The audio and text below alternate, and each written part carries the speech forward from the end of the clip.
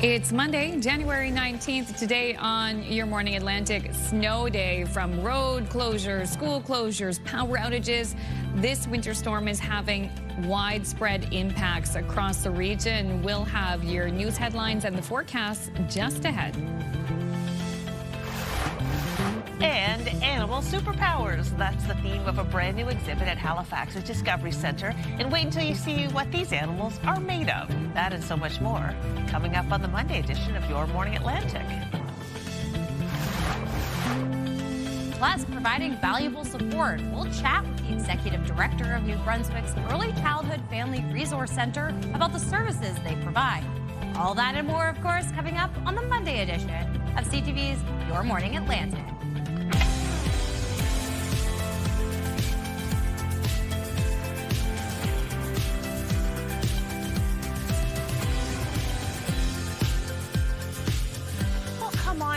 So glad you can join us. If you're off today and you're up bright and early, well, settle in, grab a hot beverage, and don't adjust your sets. Brianne Foley has joined us again. Great to have you back, Brianne. Great to be back.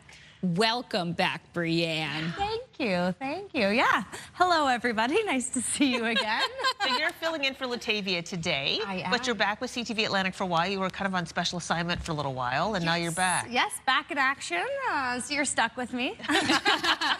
She loves the East Coast so much. She just couldn't resist it. Yes. Left my heart over here, you know. So from West Coast to East Coast and back again, you know. Yeah, we're happy to have you. I'm happy to be here. And you're here for the big snowstorm. Of course, because why not start in a snowstorm? Well, let's get to that, because if you're watching that, I know you got a ton of stuff in news. Oh boy, yeah. Yeah, with school closures and all the rest of it. So that's coming with Amanda, but where are we at weather-wise right now? I mean, we're still seeing that snow significantly falling. If you did drive to work this morning like any of us, you were dealing with that as well, especially in the Halifax area. I must say, though, that I was very impressed with the roads. So yeah, you said it was effortless, but I felt differently. Me as well. Certainly not effortless on my part. We're very fortunate that all of our staff came in safely, and we are super grateful for that. But yeah, it's a big job ahead for all the snow clearing crews. And in fact, police are asking people to stay off the roads if they can. Yeah. I mean, as we take a look here at Halifax, this is what's happening currently, right? Maybe that was it. Maybe that's why I was very excited that my road trip in. I will shout out everyone who has been working tirelessly to clear those roads, but it is going to be slippery and messy out there as we can continue to see this start. Now, taking a look here at our current temperatures, not too cold in the region, a little bit colder in northern parts of New Brunswick and, of course, up in Labrador. But we are seeing those milder temperatures with this nor'easter coming through. But let's get into the nitty-gritty of it. Of course, we do have weather statements in effect, so snow and freezing rain warning in parts of Newfoundland for today. So we are going to continue to see that into the afternoon. Could see some heavy rain as well as some snow. So it's going to be a wintry mix. Of course, we do have yellow alert statements in effect for today. So let's take a look at some of those. Snowfall warning. Yes, it is continuing. We should see a total of 15 to 20 centimeters of heavy snow at times. It's going to be wet. It's going to be dense. So make sure you're giving yourself some extra time as you head the roads this morning. It does take a little extra time to clear off your car as well. So that's going to continue throughout the morning for most of mainland Nova Scotia. Into Cape Breton, it's going to continue to hang around until the noon hour, and we could still see it hanging around into the evening in parts of Prince Edward Island. Now, we do have a rainfall warning in effect for parts of Newfoundland. It is going to be significant rainfall. That's going to end around Monday afternoon, but could see up to 40 millimeters of rain. We also have that snowfall warning as well as a wind warning coming through. So that's really going to be impacting throughout the course of today. Again, if you do have to go out, just make sure you're giving yourself some extra time. Otherwise, try to stay in because it is going to be a messy one out there as we continue throughout the day. We also have a winter storm warning with 15 to 25 centimeters, wind gusts up to 70 kilometers per hour, and that is going to be ending Monday evening. But for more on the impacts of this weather, let's head over to Amanda. Thank you so much, Brianne. From road closures to school cancellations and power outages, this winter storm is having plenty of impacts right around the region. Roads are snow covered and visibility is poor. Right now, several large trucks are blocking part of Highway 118 near Fall River. Police have closed the 118 outbound towards Fall River in the airport just past exit 13. It is expected to be closed for some time. There's no word from emergency officials if anyone was hurt. Emergency officials, though, are asking people to stay off the roads if possible so plows can clear streets, and a detour is in place here as well. There are widespread outages, too, with this system. Nova Scotia Power's website shows right now more than 118,000 customers are currently without power. Restoration times vary. There are currently no outages, however, in New Brunswick or Prince Edward Island. Airports and airlines are urging passengers to check their flight status before heading to their nearest airport this morning. And school closures starting to come in. That includes no school for children and students in the Halifax area. We'll have a list of cancellations as the morning rolls on. Brianne will have more details on just how long this storm will last for and how much snow we're expected to get in her next look at the forecast. Now to other news of the morning. The serious incident response team is investigating after a Halifax regional police officer shot a robbery suspect Saturday. Police say officers were called to a robbery at a liquor store on Grafton Street. According to police, the man sprayed a sensory irritant and left the store. Officers were then called to another liquor store on Quinpool Road. Staff again reported the suspect sprayed a sensory irritant as he left. When police tried to arrest the suspect, they say he threatened officers with a large knife. Police say they told the man to drop it. An officer then used a taser they say was ineffective. And then a second officer shot the suspect. The 37-year-old man was taken to hospital with life-threatening injuries. There has been no update on the situation this morning. Police in Fredericton say a man has been charged after an assault on the city's north side. Officers were called to a break and enter early on Friday in which a woman was assaulted. Investigators say a 21-year-old man faces one count of break and entering and while committing the offense of assault, and he is scheduled to appear in court today. Meantime, today's fresh powder, the new snow, is welcome for local ski hills, especially after a more wet start to the season. To get a better idea of how conditions are faring, we sent CTV's Avery McRae out to the slopes. Let's go, Charlie. Up, up, up, up. It's race weekend at Polby Mountain, with more than 150 young athletes from across the Maritimes taking on the course. It's really good condition and it's cold out, but it's nice. It's really nice. If you have sharp skis. Yeah. Do you have sharp skis? Yep. Super grateful that Foley got to get this place set up after all that rain. It's crazy that a lot of runs are open. Multiple days of rain leading up to the weekend forced the mountain to close both Thursday and Friday to preserve snowpack. But with around 80 snow guns on site, the slopes are primed for both racers and casuals alike. I think they're pleasantly surprised, and that makes me feel the best. We make winter happen. Poley General Manager Jamie Hare says it's a testament to the resort's snowmaking staff, who no matter the conditions are out grooming the hills each night. We were very fortunate last night. The temperatures dropped just in time to get all the groomers out there. All that wet stuff is now behind us. I'm going to claim that there's no more of that stuff happening this winter. Skiers like Alex McShane and Zach Reeker are Poley regulars. For them, the best part about coming to the hill is... I'd say just being with your friends and going fast down the hill and hitting jumps. Yeah, hitting jumps. They do have good side hits here at Foley. What's your favorite part about skiing? Falling off the chairlift. Despite the conditions this winter to date, Ski New Brunswick President Clarence Bennett says resorts around the province have yet to miss a weekend.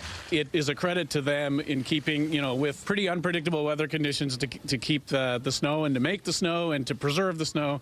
It's been unbelievable. These skiers who call Crab Mountain outside Fredericton their home hill say, It's good, but really icy. We only have 3 trails open. But with more snow in the forecast, hills are hopeful the best days are still to come.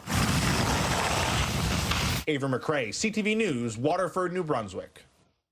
I dare say Avery McRae may be a good skier. Yeah, I love that he was right on the lift with everybody going up. Such great camera work, as always, from Avery McRae. Oh, Avery is a delight. He is a delight. And yeah, we have a lot of snow in parts of our region today, so that may impact skiing, although it's a very heavy, wet snow. I know, but it's really making me want to get on the slopes. That report does, that's for sure. Yeah, get out and enjoy the season. Yeah, exactly. Once the driveway's cleared, I guess. Yeah, and the roads are cleared. Don't get out there just yet. Good point. All right, let's move on to something else. This is interesting about dinosaurs. If you think your child or dog is taking too long to grow up, be glad they are dinosaurs. A new study suggests T-Rex take 35 to 40 years to reach their maximum size of about 8 tons. Scientists arrived at that number by counting growth rings in fossilized leg bones. The new study's authors found that the dinosaurs grew more in some years than others, suggesting resource availability dictated growth rates.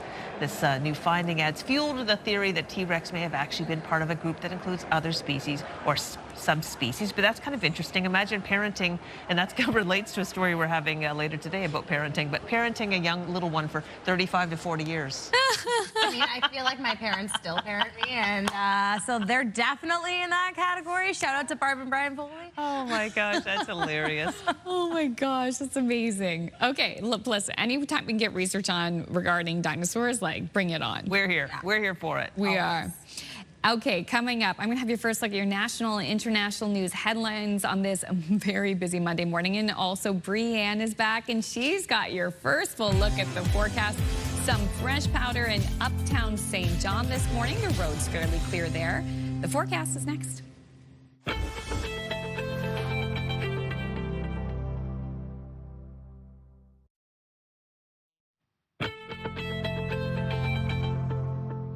Good morning, Charlottetown. It is 6:14, 6:44 if you're in Newfoundland and parts of Labrador. And yes, it is a snowy start to the day. Of course, weather is brought to you by alc.ca.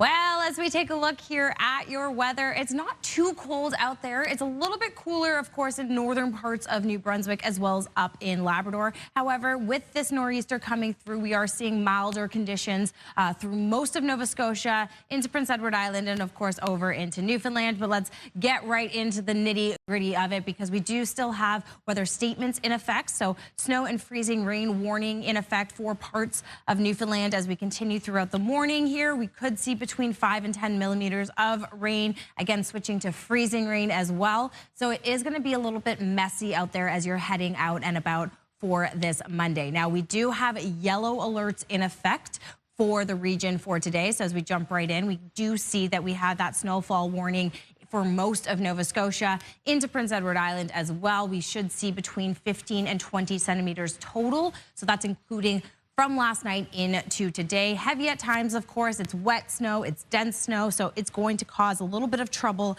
especially if you are going out and about early this morning. Now, this should clear later this morning for most of mainland Nova Scotia. It is going to hang around a little bit into the afternoon for Cape Breton. However, we will see significant snowfall continue throughout the day in Cape Breton, as well as over in Prince Edward Island. Now, taking a look here at Newfoundland, we do have that rainfall warning in effect. 25 to 40 millimeters of significant rainfall. Could see up to 10 millimeters of rainfall, of course, throughout hours. So it is going to be significant, and it could cause some issues, especially if you are driving. Now, with that rainfall, there's also a wind warning coming through this afternoon and into tonight, with winds gusting up to 110 kilometers per hour. Of course, we do still have that snowfall warning ending around this evening, again 15 to 25 centimeters, and a winter storm warning is in effect with that wind, that snow, and of course significant rainfall could be coming into the area as well with this nor'easter coming through. So as we take a look here at that forecasted timeline, we do start to see it kind of clear out a little bit later this afternoon into the evening, of course sticking around in Newfoundland as well as into Cape Breton, and then we see another system coming right behind it. So we are going to have a little bit more snow coming through, but that should clear out as we head later on into the day. As for rain, not a whole lot through The Maritimes, we are going to see the most significant rainfall over in parts of Newfoundland and snowfall. We are going to continue to see some of that falling a little bit more along that Bay of Fundy coastline and, of course, over into Newfoundland. But we'll have more on your weather later. For now, let's head over to Amanda. Lots to talk about there. Thank you so much, Brianne. To your national news and international news headlines, European leaders are joining forces to push back against U.S. President Donald Trump's threat to hit them with new tariffs for resisting his push to acquire Greenland. This week, they will come face-to-face at the World Economic Summit. ABC's Allison Cossack has more. This morning, European leaders are slamming President Trump's threat to impose tariffs for opposing American control of Greenland. Ambassadors from America's closest allies holding an emergency meeting Sunday, warning the threats risk a dangerous downward spiral. The Trump administration insists the U.S. must control Greenland for national security. The national emergency is avoiding a national emergency. That it is a strategic decision by the president.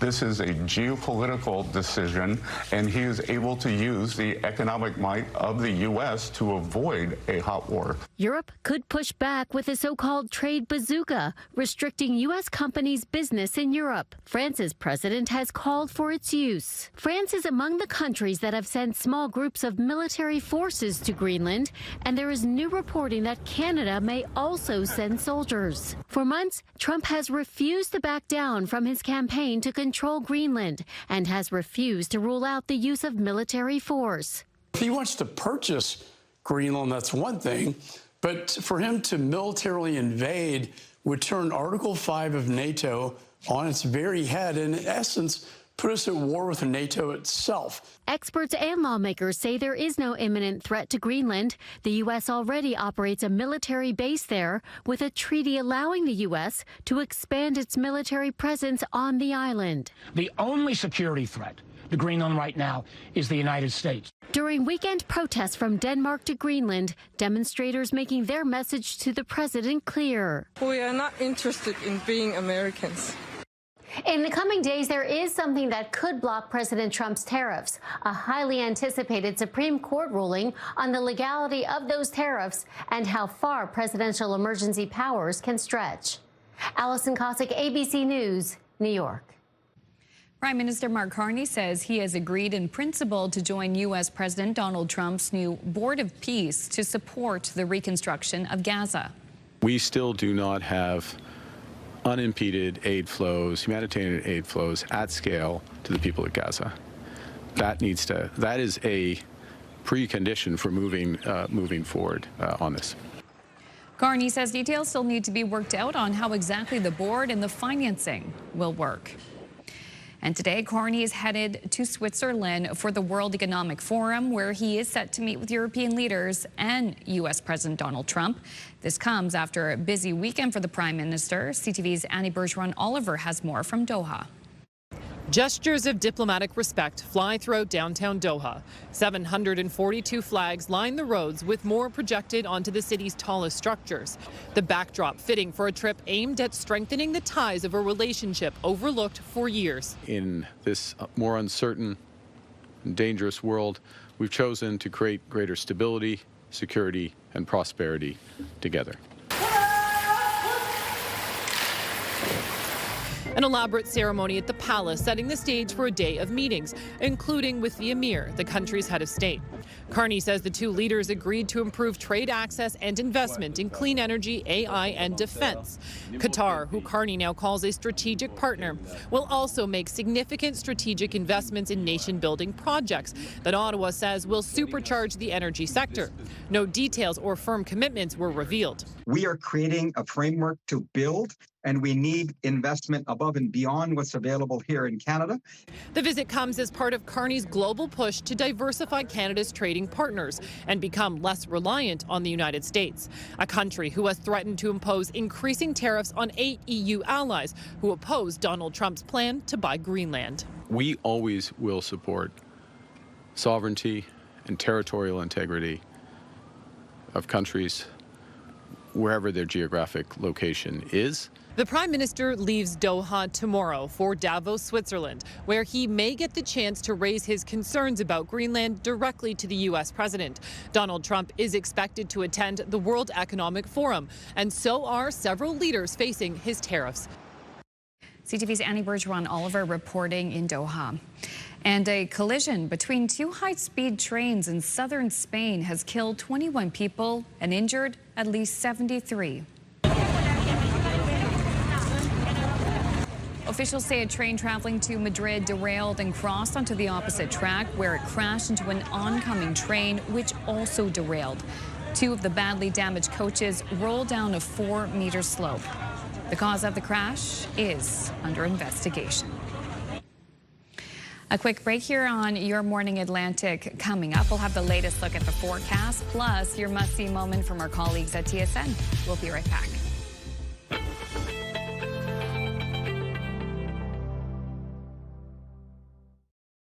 Move Mornings with Aaron and Peter. Weekday mornings on Move 100. The most fun in the morning. And home of the $1,000 minute. Only on Move 100 Halifax.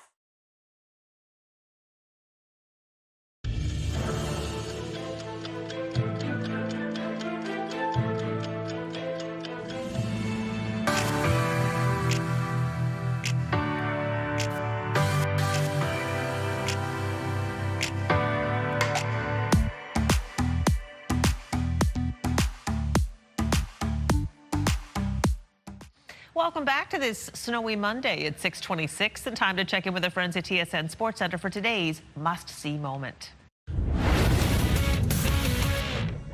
Jermaine Franklin in the Sports Center newsroom with your must-see moment from Sunday. And for it, we head to Chicago.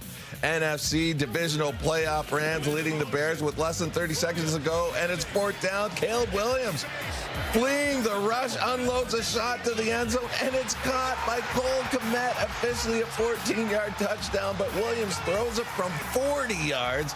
An unreal play. Unfortunately for the Bears, they do go on to lose in overtime. However, Williams and Kmet take home the must-see moment from Sunday. And tonight on TSN, we've got more football. The College Football Playoff National Championship, Miami facing Indiana. Coverage begins at 7 p.m. Eastern, 4 Pacific. That's all for now from the Sports Center newsroom. Have a great day.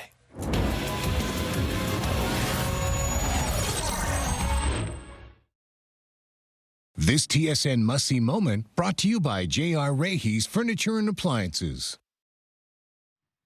Well, it's a good thing that college football game is being played in Miami because it is a little bit snowy here in the Maritimes. As we take a look here at our 3-day forecast, of course, those showers and flurries are continuing for today in parts of New Brunswick with an average of -3 as the high. Into Tuesday, we are going to see some more sun and clouds coming through. And then Wednesday, we will see some cloudier conditions with snow expected back into the region heading into Wednesday night. As we take a look at Nova Scotia, much of the same, a little bit warmer temperatures as this nor'easter comes through. We are going to continue to see that heavy snow through the course of this morning into 0 degrees on Tuesday with a chance of afternoon flurries on Wednesday. And on to Prince Edward Island, much of the same, some snow and some night flurries as well as cooler conditions. Heading into Tuesday, we'll see some sun.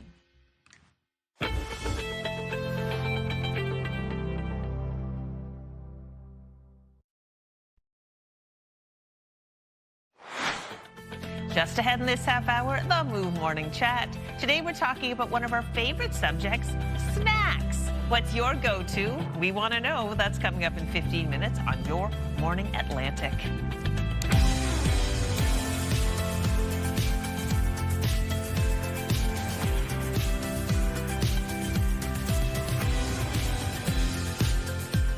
I mean, how early is too early for storm chips? Right? Never too early on a day like this. Good morning, Atlantic Canada. If you have power, good on you. This storm this morning having the biggest impact on Nova Scotia in terms of power outages. Schools across Nova Scotia, across the province, not happening today. Well, it's great. Stay in place. Yeah. I was out on the place. roads. Thank heaven I was the only car. I was taking some liberties. Well, and I'm glad you mentioned that as well, because emergency officials asking people in Nova Scotia to stay off the roads if they can and give plows the room that they need. We're hearing of multiple collisions on highways in Nova Scotia. So I'm going to have those details coming up in the news. But if you're just tuning in, we're also welcoming back our friend Brianne Foley to CTV Atlantic. You're here for CTV Atlantic and you're staying. I'm staying. You're staying put. You're stuck with me.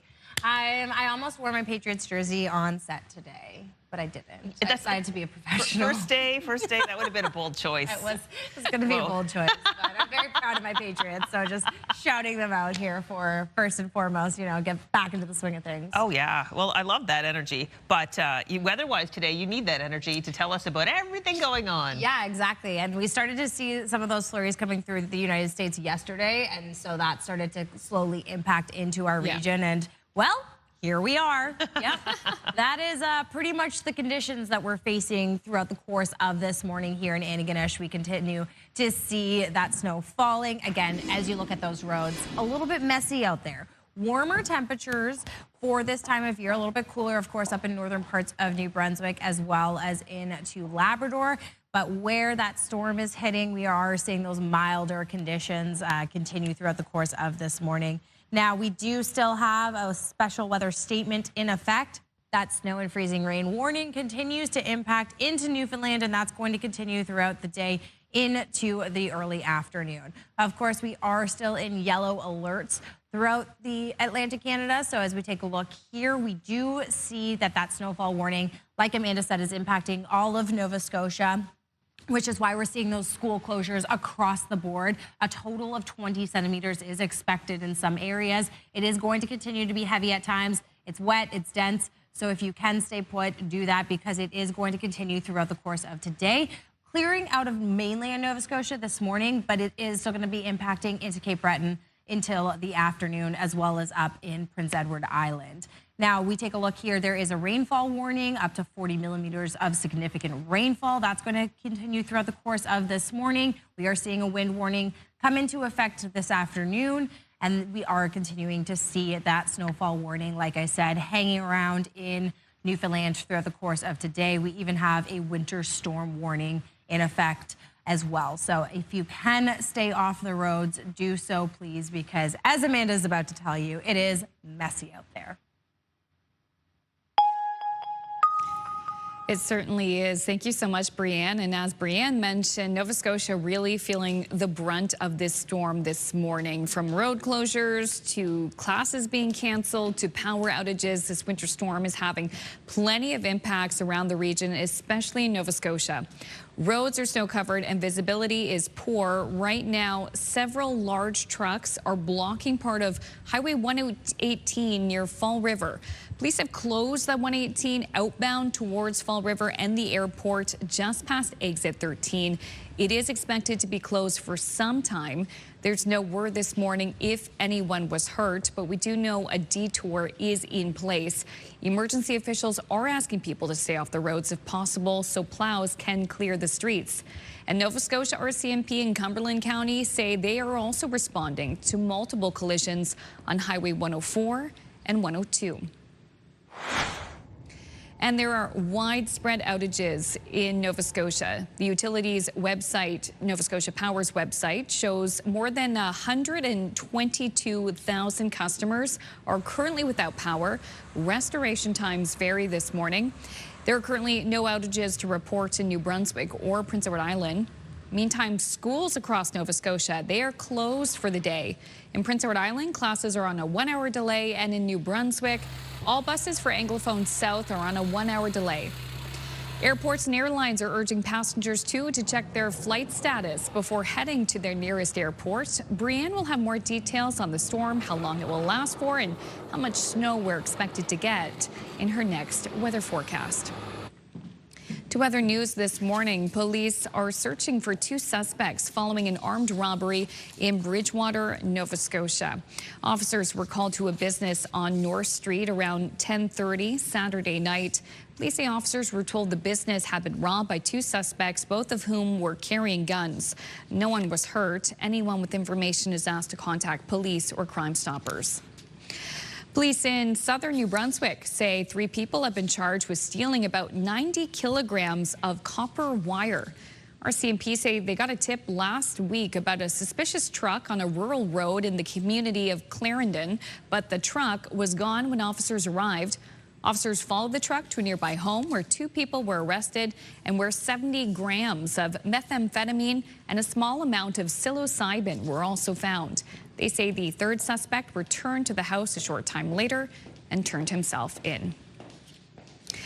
In just a few short years since opening its doors, the Carleton County Military Museum, just outside of Woodstock, New Brunswick, has gathered quite the collection. And as CTV's Avery McRae shows us, the museum's latest addition is a First World War uniform, which was donated by the soldier's son. The Carleton County Military Museum may be small, but what it lacks in size, it more than makes up for in priceless war artifacts, including its latest addition. Dad belonged to the Woodstock, New Brunswick 26th Battalion. Roger Way's father, Burns Way, fought for Canada in the latter half of the First World War. He served as a sniper in the trenches and even survived a bayonet stab, according to his son. I would have to say maybe he felt like he lived a lifetime, actually, in the rigors and the horrors of the war. The uniform has been in his possession for more than 50 years, but now at the age of 83, he wanted to ensure it would be well kept well after he's gone. It'll get a lot more coverage by being here than it would be in somebody's perhaps closet. Museum owner and operator Aaron Boma says the uniform itself is in mint condition and is thrilled to add what he says is a priceless artifact to his space that only opened in 2023. I'm also on the autism spectrum, so being an autism advocate, it's important to, nurture your special interests. His museum, which he plans to expand, is a collection of artifacts he has built and collected, but a great number of these historic relics came to him just like Way's uniform, by donation. This is a community project, and without the community, it wouldn't be as great as it is. Our history is important, and if we don't showcase it, if we don't preserve it, we could lose it. But through the museum's work, that history won't be lost through time, and that now includes the story of Burns Way. Avery McRae, CTV News, Jacksontown, New Brunswick. Wow, what a special piece of history there being shared with the wider community. Definitely love passionate people. Yeah. Making things happen in the world. Yep. Let's talk something. This is entirely different but important, all right? And hard to imagine with our weather, but it's time for tough talk about ticks. Oh, you might think because it's winter you don't have to worry about ticks, but you'd be wrong because ticks are built to last through winter conditions. They're designed to tolerate freezing, so they have antifreezes in them, like glycols. And they also have chiroprotectants. What happens is, as the temperatures drop, they release these compounds into their bloodstream. So experts say tick checks should be a year-round practice because our winters are not severe enough to kill them off. Ticks do tend to hibernate in colder months, but some can become active when temperatures are just above 0, meaning diligent checks are important for any animal, person, anybody who ventures out into tick habitat. I know you don't like to look at ticks, Amanda, but you have a dog. And if you're heading into I know you sometimes do go into wooded areas with all the time. Oh yeah, he gets a special tick medication too at the beginning of every month. I wish they had that for people. I wish they had it for people too. Wouldn't that be nice? Yeah, like if it just killed off any kind of lice or ticks. Yeah, make parents' lives a lot easier. That's for sure. And yeah, they're going to already start. You would have to cover your head in mayo. Oh yeah, gosh, back in the anyway. Oh. So just like that's even with all the snow out there, the ticks are not deterred from doing their tick thing. Hardy. They're hardy. They're hardy creatures. Well, still ahead. We're gonna have your entertainment headlines. Not sure if there's any TikTok in there, but coming up next, from ticks to food, makes you hungry. We're talking about the Move Morning Chat. We're asking what's your go-to snack, especially on a day like today, where we've got a strong snowstorm through the region. That conversation's coming up.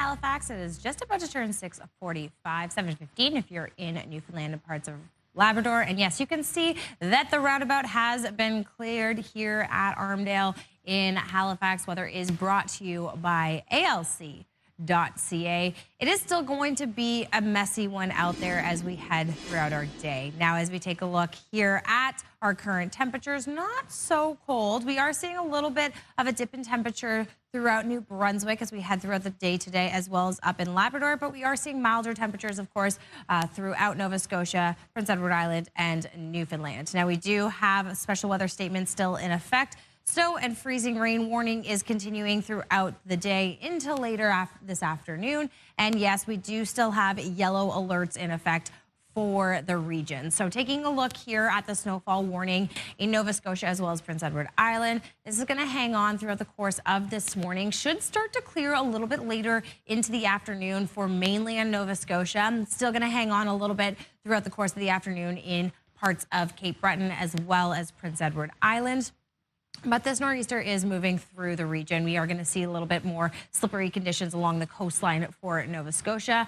We also have a rainfall warning in effect for parts of Newfoundland, as well as that snowfall warning. Again, a wind warning. That's going to be this afternoon into tonight, with that snowfall warning ending a little bit later this evening. We do still have a winter storm warning in effect as well. 15 to 25 centimeters with wind gusts northeasterly up to 70 kilometers per hour. So as we take a look here at the forecasted timeline, as we head throughout the day, you can start to see it's going to continue to clear throughout the day into most of Nova Scotia. We are going to continue to see some of that hanging around into the evening. Now, we do have another little system coming behind, so we are going to continue to see some overnight snow and flurries impacting into the region as we head into Tuesday.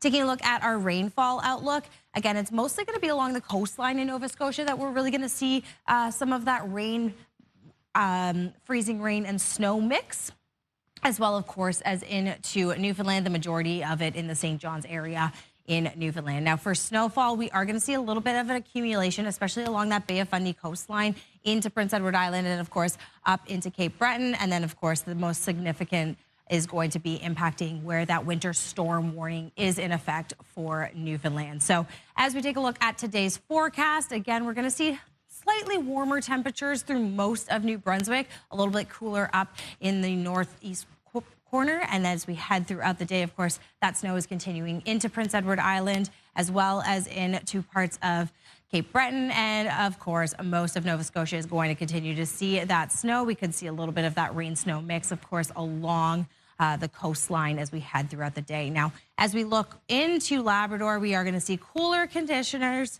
and we are going to continue to see those flurries continue in Newfoundland. But now, since you have to stay inside, let's find out what the best snacks are.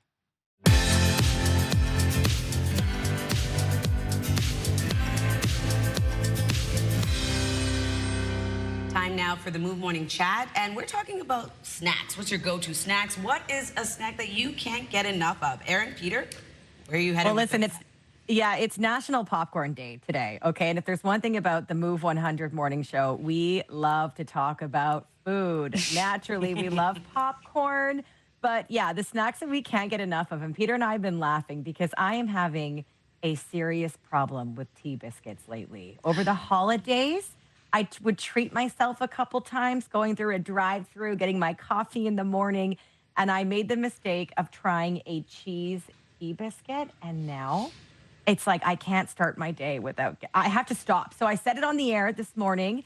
I've had enough. I need to make myself accountable because I cannot get enough of a cheese tea biscuit. But so many coming in. Peter, I mean, we talk about food all the time. The snack you can't get enough of right now. Okay, listen, I'm going to change the subject just a little bit, just slightly. Think of the Godfather movie. I don't know if you've seen it or not, but there's a line from Michael Corleone that goes something like, you think you're out and they pull you back in. You can't get out. That's how I feel about potato chips, folks. And somebody has come up with a fries and gravy potato chips. I won't even bother the brand name here, but they're fries and gravy. Just when you thought you were out of the potato chip game, they suck you back in, they pull you back in, and that is a snack that I find it so hard to walk by without picking up a bag. Ooh, guys, you got me hungry here.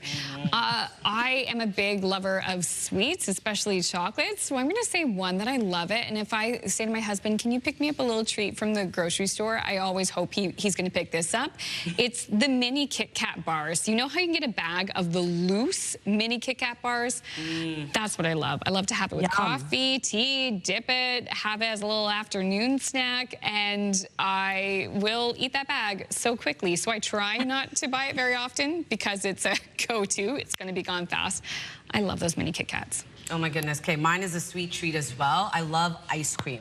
Ice cream bars specifically is usually my go-to, but I'll eat too many of them. So I try not to buy them often, but I love the Haagen-Dazs, like chocolate almond bars. Lately, I've been getting the these little, like, I don't know how big they are, but the small ice cream little containers. And I've been getting this Haagen-Dazs, like, chocolate chip cookie dough, milk vanilla. Like, it's really good. It's really bad for you. And I've been eating like Never stop talking about this. I love it. Oh my gosh, we're hungry. We haven't even had breakfast yet.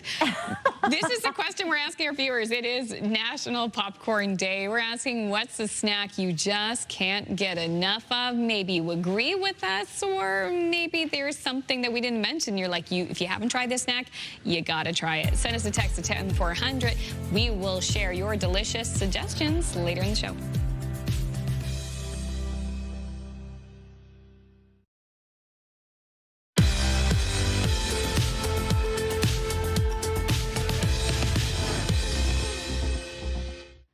Welcome back. It is 6:54, and since it's cold outside, let's go to warmer conditions and head over to Hollywood for a look at your entertainment headlines. No snake has set foot in Zootopia in forever. Disney's Zootopia 2 is now Hollywood's highest-grossing animated film. The movie, which has earned $1.7 billion, surpassed Pixar's Inside Out 2 after 8 weekends in theaters. This world goes much deeper than you imagine. Meantime, James Cameron's Avatar, Fire and Ash continues to dominate the box office, retaining the top spot for the 5th weekend with more than $13 million in sales. Disney is the parent company of 20th Century Studios, which distributes the film, and ABC. The post-apocalyptic horror film 28 Years Later, The Bone Temple, came in 2nd place. Nice. Green Day will kick off next month's Super Bowl with an opening ceremony at Levi's Stadium. The NFL says the performance will celebrate 6 decades of the game's history. Lead singer Billy Joe Armstrong, who's from the area, says he's excited. Super Bowl 60 is set for February 8th. And a special happy birthday to Dolly Parton. The 9 to 5 singer turns 80 today. And that's what's happening in Hollywood. Allison Cossack, ABC News, New York.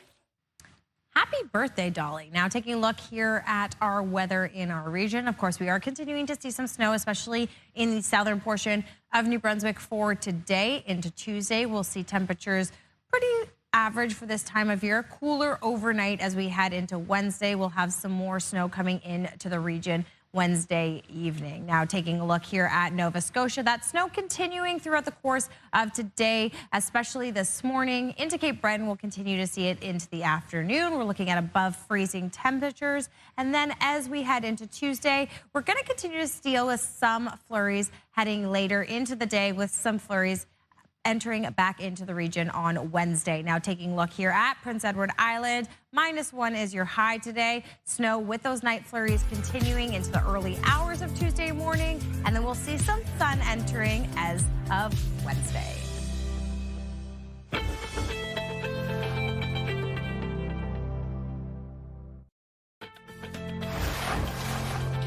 It's Monday, January 19th. Today on Your Morning Atlantic, snowed in from road closures, school closures, plenty of power outages. This winter storm is having a big impact around Nova Scotia and other parts of the region. Your top news headlines just ahead. And a visit to Discovery Center. I got a sneak peek at the newest exhibit, and here's a hint. It involves Lego and animals. All be revealed coming up this half hour on Your Morning Atlantic.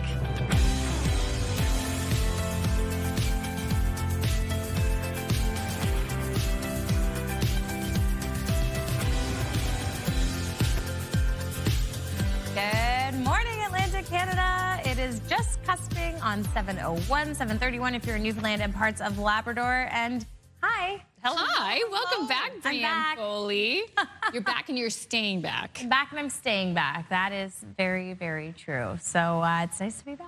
It's great to have you back. You spent a few months on the West Coast. I did. You were deep into the sports. On the wet coast. The wet coast. Yes. When you were there, what did you miss most about East Coast? The people.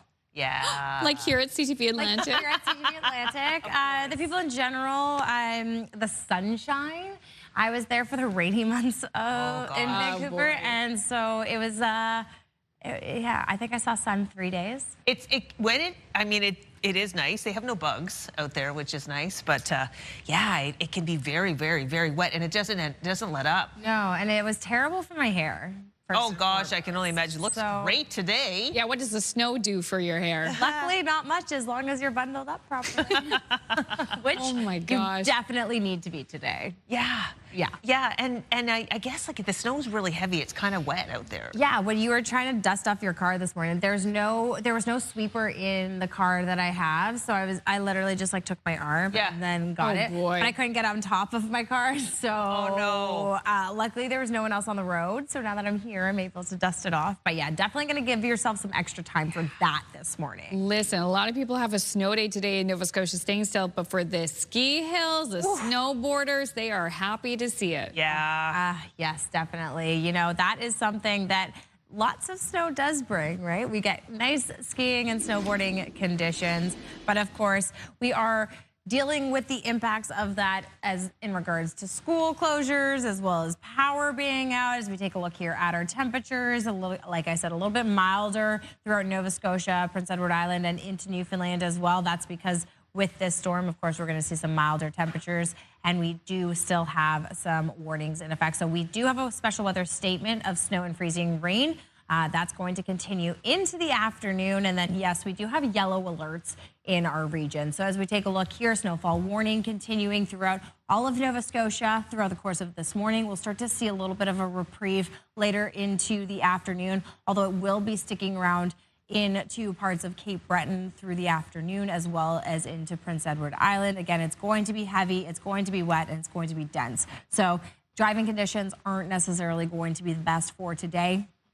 Over in Newfoundland, rainfall warning. We are seeing significant rainfall, could see up to 10 millimeters in an hour in some places. So pooling water is going to be a concern. And then, of course, we do still have that snowfall warning for parts of Newfoundland as well. And then a wind warning in effect this afternoon and into tonight. Now, we do still have that winter storm warning in effect, 15 to 25 centimeters with winds gusting northeasterly up to 70 kilometers per hour, ending this evening. But for more on the impacts of this system, let's head over to Amanda.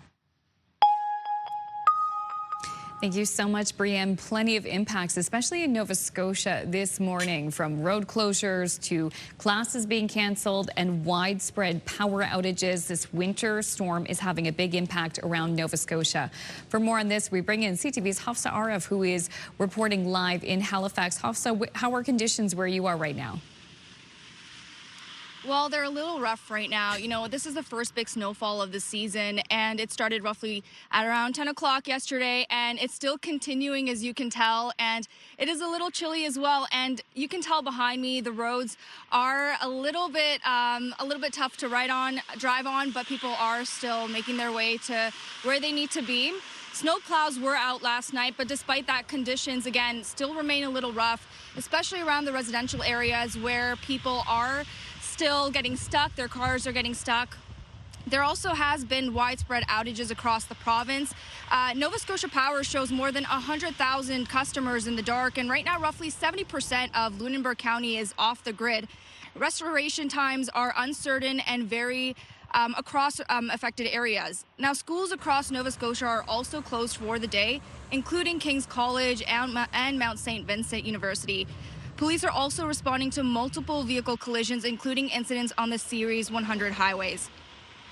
The heavy snowfall has caused also numerous fires involving power lines, poles, and transformers overnight. And if you just walk around the area, there's parts of the area where tree branches have also fallen. And right now, people are driving a little slower than they normally would have. So for those that are heading into work, they will have to plan ahead, whether that's making sure that they have time to shovel their driveways, remove the snow off their vehicles, and take their time in getting to where they need to go. Amanda? Thank you so much, Hafsa, and we'll check in again with you at 7:30. CTV's Hafsa Araf reporting live for us in Halifax this morning.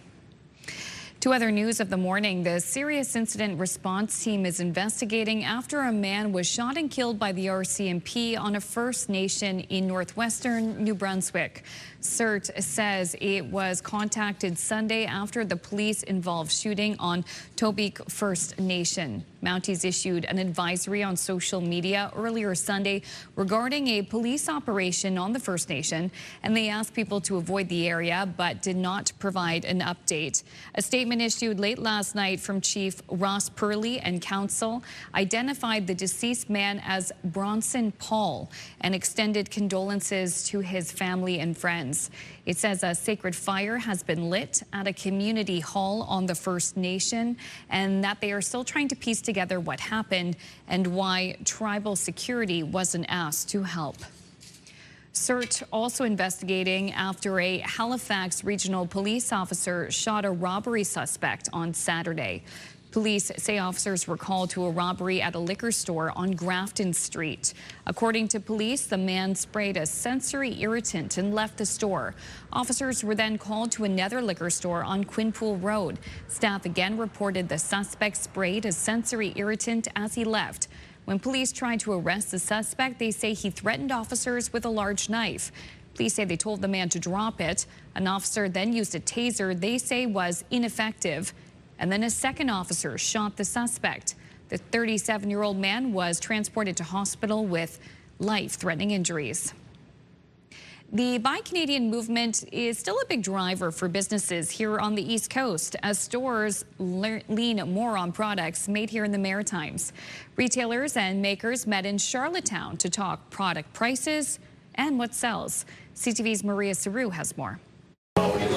Browsing table after table of Atlantic-designed products, retailers from across the region are here to sample, scout, and place orders. We're here just to support local and try to brand more into local products. That motivation to buy Canadian and buy Atlantic has been a big boost for businesses like Kim's Beachy Designs, which saw its best year yet in 2025. For not just myself, but I noticed talking to other people that have these small businesses that they all noticed a big jump in their business last year. The PEI Craft Council's trade show gives makers a chance to get their goods into shops across the East Coast. And for many, making connections here at home has never mattered more. A lot of our makers used to ship to the United States, but because of the tariffs, they don't.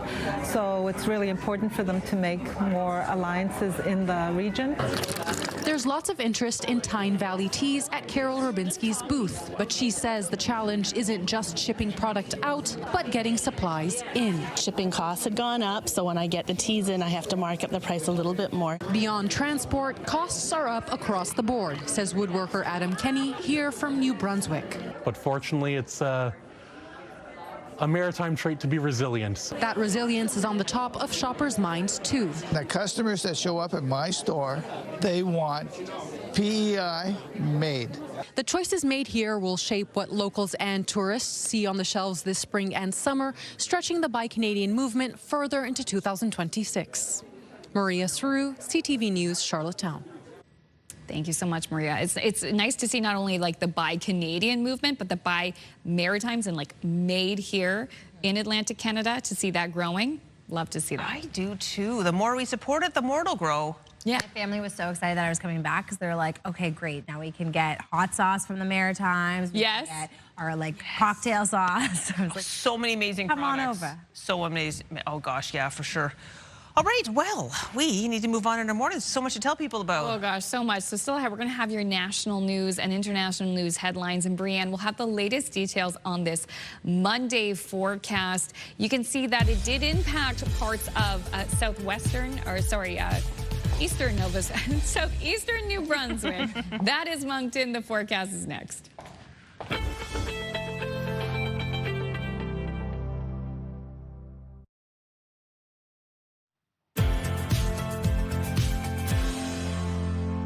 Good Good morning, St. John's. It is 7:43, 7:13 if you are in parts of Labrador and the Maritimes. And yes, the light dusting of snow as we see this nor'easter moving through the region. Weather is brought to you by ALC.ca.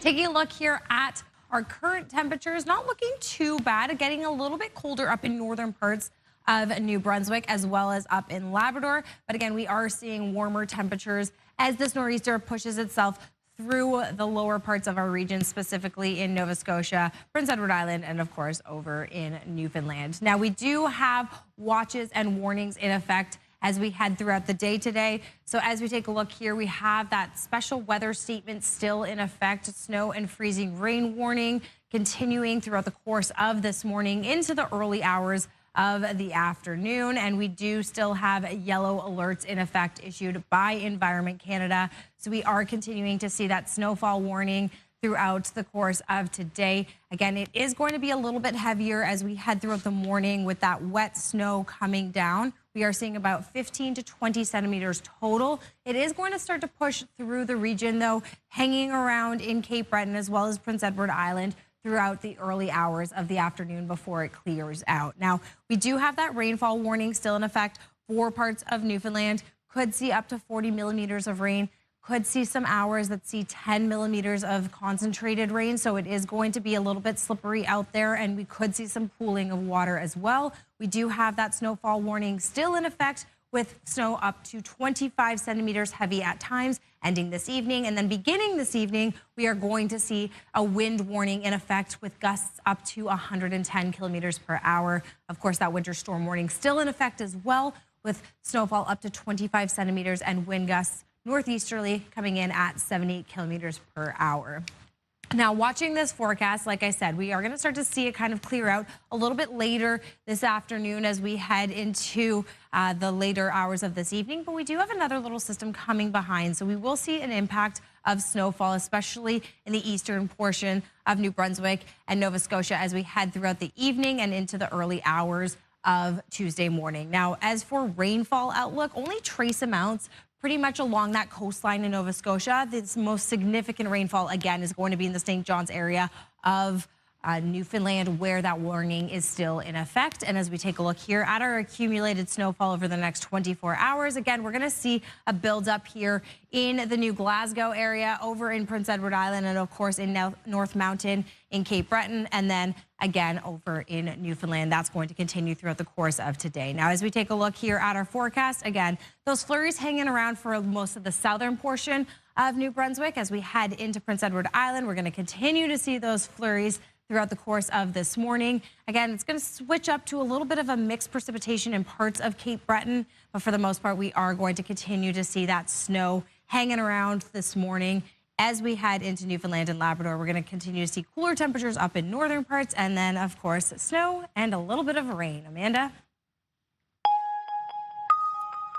Thank you so much, Brianne. International news now. Today, Prime Minister Mark Carney is headed for Switzerland for the World Economic Forum, where he's set to meet with European leaders and U.S. President Donald Trump. This comes after a busy weekend in Qatar for the Prime Minister. CTV's Annie Bergeron-Oliver has more from Doha. Gestures of diplomatic respect fly throughout downtown Doha. 742 flags line the roads, with more projected onto the city's tallest structures. The backdrop fitting for a trip aimed at strengthening the ties of a relationship overlooked for years. In this more uncertain and dangerous world, we've chosen to create greater stability, security, and prosperity together. An elaborate ceremony at the palace setting the stage for a day of meetings, including with the emir, the country's head of state. Carney says the two leaders agreed to improve trade access and investment in clean energy, AI, and defense. Qatar, who Carney now calls a strategic partner, will also make significant strategic investments in nation-building projects that Ottawa says will supercharge the energy sector. No details or firm commitments were revealed. We are creating a framework to build, and we need investment of above and beyond what's available here in Canada. The visit comes as part of Carney's global push to diversify Canada's trading partners and become less reliant on the United States, a country who has threatened to impose increasing tariffs on 8 EU allies who oppose Donald Trump's plan to buy Greenland. We always will support sovereignty and territorial integrity of countries wherever their geographic location is. The Prime Minister leaves Doha tomorrow for Davos, Switzerland, where he may get the chance to raise his concerns about Greenland directly to the U.S. president. Donald Trump is expected to attend the World Economic Forum, and so are several leaders facing his tariffs. CTV's Annie Bertrand-Oliver reporting in Doha. And Prime Minister Carney says he has agreed in principle to join Trump's new Board of Peace to support the reconstruction of Gaza. We still do not have unimpeded aid flows, humanitarian aid flows at scale to the people of Gaza. That is a precondition for moving forward on this. Carney says details still need to be worked out on how exactly the board and the financing will work. A quick break here on CTV's Your Morning Atlantic. When we return, we'll head to the Discovery Center in downtown Halifax to look at a new exhibit built on Lego. Those details coming up next.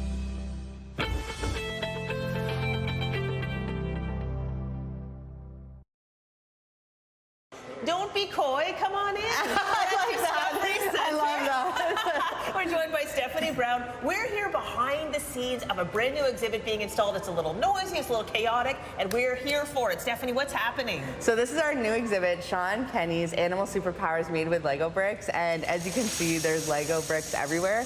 It really showcases the superpowers of animals, so different adaptations, the way that they can change color to evade from predators.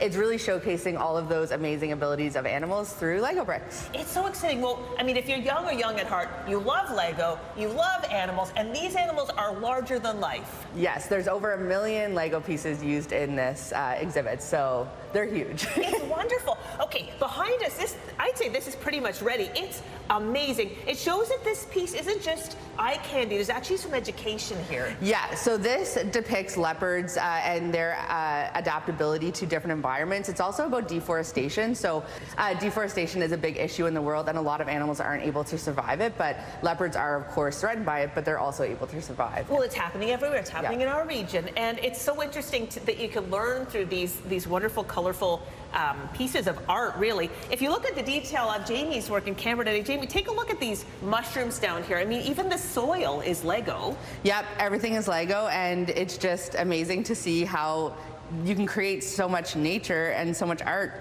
all through Lego pieces. It's incredible. I mean, the creatures are so lifelike. Let's talk about the artist, Sean Kenny. Yep. So Sean Kenny has been doing Lego exhibits for over 20 years now. He's from New York. He's based in Amsterdam now. This is one of 4 exhibits that he's traveling. This is brought to us by Imagine Exhibitions. So we're really happy to have this one. And he is just an incredible artist and also a Lego enthusiast. I love it. I love his joy. I love his enthusiasm. It comes through in the pieces. This is great that this is in Halifax. Yeah, we're really excited to have this in Halifax. I mean, everyone loves Lego bricks. Everyone loves animals. Let's put it together. We've seen a lot of excitement about this already. People can't wait to come see these larger-than-life sculptures. So we're really excited to have this here in Halifax. Yeah. I mean, by the time this airs, when you're watching it right now, the exhibit's up and running, and it's awesome, and it's just it's only here till May, so you need to get here at Discovery Center and see it. Okay, it's not just the wonderful Lego creatures that you've been seeing. There's an interactive component. Can we check that out? Yeah, we can. Okay, awesome. So we have a lot of Lego bricks here, obviously building is part of this exhibit. I love that. Yeah, lots of building. Everyone loves to make their own structure, for sure. That's cool. So that's one interactive component. Another one I can see is a little machine where you can kind of put your eyes in it and you see the world a certain way, but it shows you how animals would see the world a certain way. Yeah, one of the animals, dragonflies, they can see colors that we can't see, which is kind of hard to wrap your mind around, so then you can see it. I love that. This is really fun. If you want to get your sillies out, you can actually test your jumping ability compared to other animals, right? Yeah. How does it work? So you start at the beginning, you take a jump, and then you see where the animals would have landed and how you measure up. Okay, I'm doing this. Okay, yeah. You want to do it? Yeah, let's do it together. At the same time? Yeah. Okay, well, you better move that bench. You may be with it. I'm not going to jump that far. That is ambitious, but you're all right. Let's do this. All right, ready? One, two, three.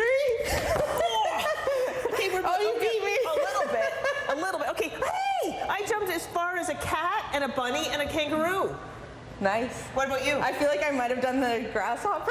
You're fully squirrel. Okay, squirrel. I'll take squirrel. But Jamie, I mean, show the world, like, it actually, in realistic, like, the bunny and the cat and the kangaroo can go a lot further. Yeah. But that's really fun. Yeah. I just want to try it again to see if we can beat our record. Yeah. We'll do that after.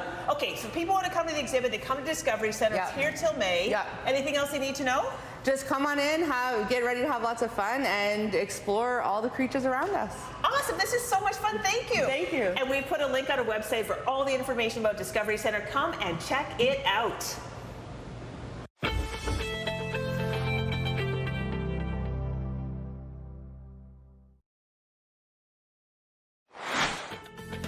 Just ahead this half hour, providing support for parents. We'll chat with the executive director of a New Brunswick nonprofit about what they do and find out how you can access their services. That's coming up here in 15 minutes on Your Morning Atlantic.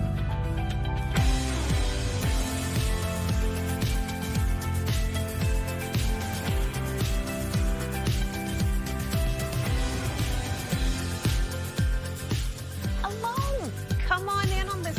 Wow, if you are in Nova Scotia and parts of New Brunswick, very snowy morning. In the Nova Scotia, most parts, well, not Cape Breton. They've had a lot of snow. Oh, yes. And I was in Cape Breton over the Christmas holidays. We were literally snowed in a couple days. But for the Halifax area, this is the first big snowstorm we've had this season. Yeah, for mainland Nova Scotia. And this is also impacting some schools in Prince Edward Island and in eastern parts of New Brunswick on a 1-hour delay. We've got a full article up on our website. But really, in terms of widespread impacts like roads, schools, and power outages, it's like Nova Scotia is the one that's really getting hit. Sure it is. And weather's the star of the show. What's going on? Weather is the star of the show. Well, it's weathering. Yeah, it sure is. Outside is weather. That is for sure. A little frightful. A little frightful indeed. Yeah, no, we are going to continue to see that nor'easter coming through, impacting into, like you said, Nova Scotia mainly. As we head throughout the morning, that's when we're going to continue to see that snowfall.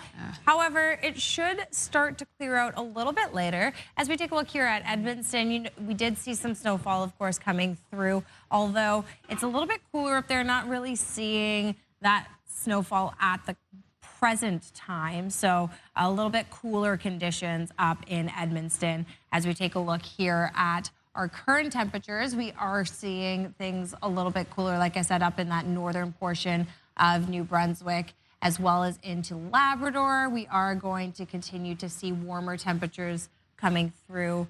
However, while this nor'easter comes through in the most of Nova Scotia as well as into Prince Edward Island. So as we take a look here, we do have some weather statements in effect. So we do have that snow and freezing rain warning continuing for parts of Newfoundland today. And we do still have yellow alerts in effect. So we start off in Nova Scotia, where, as Amanda stated, we are seeing significant snowfall across the region, significant for the majority of mainland Nova Scotia, the first big one of the year. We are going to continue to see that into Cape Breton throughout the course of the early afternoon before things start to clear out, and same within parts of Prince Edward Island. Now, we do still have that rainfall warning throughout parts of Newfoundland, significant rainfall up to 40 millimeters. We are going to see that snowfall warning continuing for parts of Newfoundland, as well as a wind warning beginning this afternoon and hanging on throughout the evening. And then, yes, we still have that winter storm warning in effect as well throughout the course of today, ending tonight as we head into Tuesday. But for more on the impacts of this weather, we'll head over to Amanda. Thank you, Brianne. And this winter storm is having the biggest impact on the province of Nova Scotia. There are multiple collisions on highways this morning, and classes are canceled across the province. For more on this, we bring in CTV's Hafsa Arif, who is reporting live in Dartmouth this morning. Hafsa, how are conditions? Right now, conditions are relatively the same as they were when we spoke just 30 minutes ago. You know, the roads are clearing up a little bit, but there are certain parts where there are more residential areas where there is a lot more snow that still needs to be cleared. And a lot of the sidewalks look the same, where they're still covered in snow. Some parts, as you can tell where I am right now, the pavements are cleared here, and this is where we are in Dartmouth. And that conditions are still looking a little tough on the road, and traffic has picked up as well. You know, just this morning, police did respond to multiple vehicle collisions, including incidents on highways 104, 102, and 103. Police have also shut down the outbound lanes of Highway 118 just past exit 13, where several large trucks are blocking the roadway in the heavy weather. The closure affects traffic heading towards Fall River and the airport. So officials are saying it's expected to last for an extended period, and they're at the moment diverting vehicles to Highway 107 on Waverly Road. And again, police are urging people to avoid those areas. And for those that are commuting with Halifax Transit, right now Halifax Transit has a snow plan currently implemented where a number of buses are being rerouted. So people are being urged to take a look at their website to make sure that they are taking the right bus to get to where they need to go. Amanda? Thank you so much, Hafsa. CTV's Hafsa Arif reporting live for us outside the McDonald Bridge on the Dartmouth side this morning. Thank you. To other news of the morning, the serious incident response team is investigating after a man was shot and killed by the RCMP on a First Nation in northwestern New Brunswick. Search says it was contacted Sunday after the police-involved shooting on Tobique First Nation. Mounties issued an advisory on social media earlier Sunday regarding a police operation on the First Nation and asked people to avoid the area, but have not provided an update. A statement issued late last night from Chief Ross Purley and counsel identified the deceased man as Bronson Paul and extended condolences to his family and friends. It says a sacred fire has been lit at a community hall on the First Nation and that they are still trying to piece together what happened and why tribal security wasn't asked to help. Police in southern New Brunswick say 3 people have been charged with stealing about 90 kilograms of copper wire. RCMP say they got a tip last week about a suspicious truck on a rural road in the community of Clarendon, but the truck was gone when officers arrived. Officers followed the truck to a nearby home where 2 people were arrested and where 70 grams of methamphetamine and a small amount of psilocybin were also found. They say the 3rd suspect returned to the house a short time later and turned himself in. It is the time of year when coyote activity increases, and the province of Nova Scotia is asking people to be vigilant. One wildlife expert says there are things we can do to limit interactions with the animal. CTV's Jonathan McGuinness has more. Nova Scotia's Department of Natural Resources has issued an advisory cautioning people about the potential for increased encounters with coyotes. Wildlife specialist Hope Swinimer says it's because of the time of year. One is its mating season, so they're much more vocal and out and about. Don't forget, we had a lot of fires this year, so there's a lot of habitat that's been destroyed for our natural world. According to DNR, there are 3 records since 1995 of people bitten or attacked in Nova Scotia. One was the death of a hiker in the Cape Breton Highlands National Park in 2009. Coyotes live in all areas of the province, and sightings are not unusual. There are steps people can take to lessen the chances of a run-in with coyotes. 2 really important things to remember is keep food supply away and inside your home if at all possible. And 2 is if you have pets, keep a really watchful eye. If you're going for a walk with them, keep them on a short lead. Now, Swinimer says it's uncommon for a coyote to approach a human, but if one does, she says to make yourself as big as possible and make a lot of noise, but don't run. Swinimer says a whistle or a walking stick could also be helpful in turning a coyote back. Don't be surprised if you see a coyote sighting. It's just like any other wild animal that we come across. Being prepared, knowing what to do, understanding, learning to live comfortably with nature is incredibly important. Swinimer says coyotes are most active during dawn and dusk. Mating season runs from January until the end of March. Jonathan McGuinness, CTV News, Seaforth, Nova Scotia.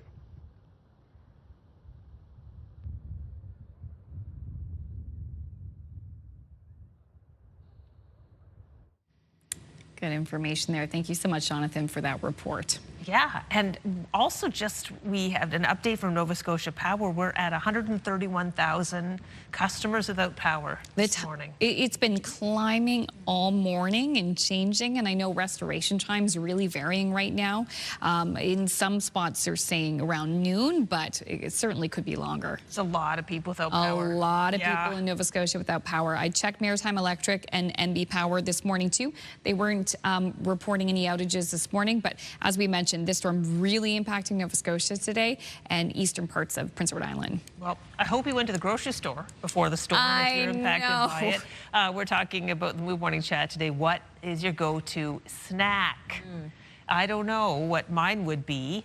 Oh, it's National Popcorn Day too. That's a great snack. That is a great snack. Let's not sleep on popcorn. Even air popper, you just put some popcorn in that air popper, that's delicious. Even the bags, just toss them in the microwave. Oh, yeah. Press your 2 minutes, you're good to go. Even like if you do the air popper, even if you, like I would love butter on popcorn, but even if you just put it plain, it's like not bad. Or put ketchup on it. Ketchup? That's not right. What? What do you mean? Like the squirt bottle ketchup? Cold ketchup on popcorn? Yeah, I'm a weirdo. Well, I guess don't knock it till you try it. It might be the most delicious thing in the world. Oh my gosh, my daughter went to the movies last week because she wanted popcorn, just to go for the popcorn. Just to go for the popcorn. And she said she put so much of that buttery topping on it that it was, the bag was like, she had to get a new bag. Yep.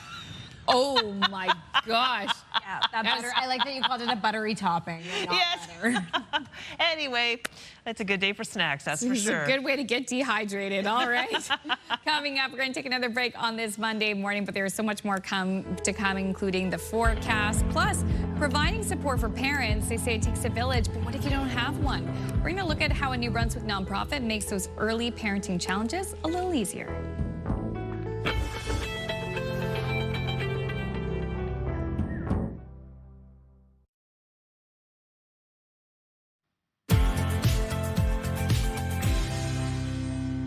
Good morning, Halifax is just turning 7:45, 8:15 if you're in Newfoundland and parts of Labrador. And yes, we're starting to see that sunrise, and it looks like that snow is starting to slow down. Like we said earlier this morning, that it is going to continue to slow down. As we take a look here at our current temperatures, well, a little bit warmer in the Nova Scotia area, as well as along that Bay of Fundy coastline for New Brunswick, into Prince Edward Island, as well as into Newfoundland, Labrador. A little bit cooler temperatures. Of course, that's because that northeastern isn't really impacting up there. Same within northern parts of New Brunswick.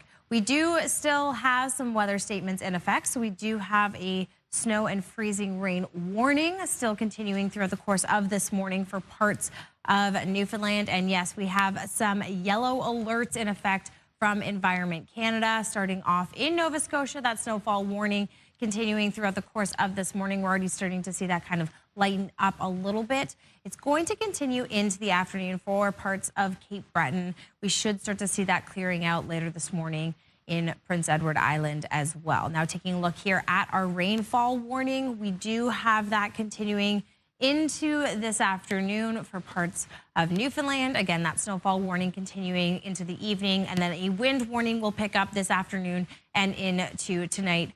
Wind gusts up to 110 kilometers per hour. And yes, we do still have that winter storm warning in effect with snowfall up to 25 centimeters and wind gusts northeasterly up to 70 kilometers per hour. So watching the system, as we can see, starting to clear out into the early afternoon, and then we'll start to see some more flurries coming through as another low pressure system moves into the region, really impacting into eastern parts of New Brunswick, as well as northern parts, and then into eastern parts of Nova Scotia as well into the early hours of Tuesday morning. We'll continue to see for the next 24 hours just trace amounts of rainfall along the coast. The majority, again, of that rainfall is going to be in the St. John's area, as well as in parts of Newfoundland.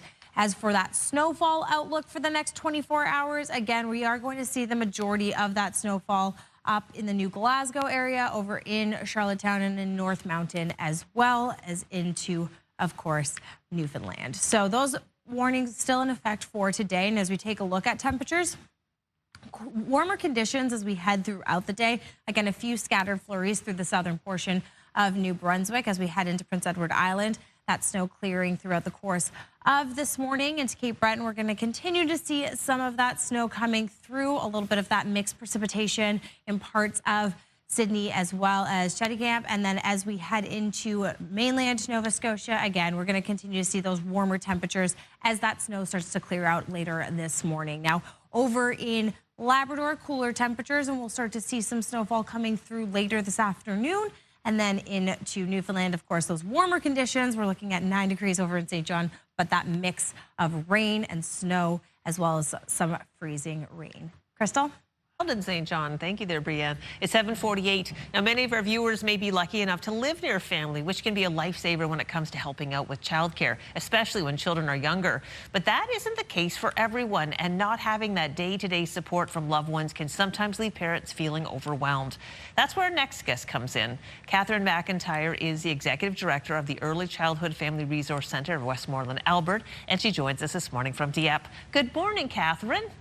Good morning, Crystal. So parenting is a big job. It's an important job. So what kind of supports do New Brunswick's resource centers offer families? We offer a barrage of supports, everything from registered programs to drop-in programs here at the Family Resource Center. We're currently located in Dieppe for our main location, but we have programs and activities all over southeastern New Brunswick. So we run from Shediac to Sackville, and we run from Murray Corner all the way out to Salisbury, running in both the urban, Moncton, Riverview, and Dieppe, and more in the smaller groups. So some drop-in programs for play and fun, some prenatal programs, some registered programs, a little bit of everything. Yeah, a lot of education. I know that that's sort of an undercurrent with everything. Why is it so important to support parents early on like this? Well, parenting, I mean, it doesn't come with a handbook. You don't get the answers, that you're looking for all the time. And you really need to build parent support, and really help them on that journey to do the attachment and trust. The first 3 years really lay the foundation for lifelong learning and well-being. Parents are the architects of their child's learning and development. So, the more we support them in their role and helping them feel confident in their choices, and we walk alongside them, the more prepared they are to be able to navigate those challenges as they come. Speaking of challenges, what's changed about parenting over the last few decades that makes it more challenging than maybe people who have grown up children? Well, we know that there's a lot more we've learned about safety at this point, and the whole deal in cribs and car seats and watching for recalls. Families are smaller. They're more spread out. People are moving here from other parts of the country and other parts of the world, so they don't always have the same family support. And then the attachment to social media and electronics, that's presenting a big challenge these days. And having the world at our fingertips changes how we parent. And sometimes it really, it adds to the pressures of what we're doing and how we should be doing, and when should we start with the feeding routine, when should we start supporting, what can we be doing? We get that a lot from parents. We get the question, what can we be doing that we can enhance our role as parenting. We have about 1 minute left. Is there a message you want to get out to parents watching at home right now? Absolutely. I think the biggest part for parenting, and I say this all the time to parents, is really be present. Is really that attachment, that connection you make with your child, that safety that we build is really the base of everything else that comes.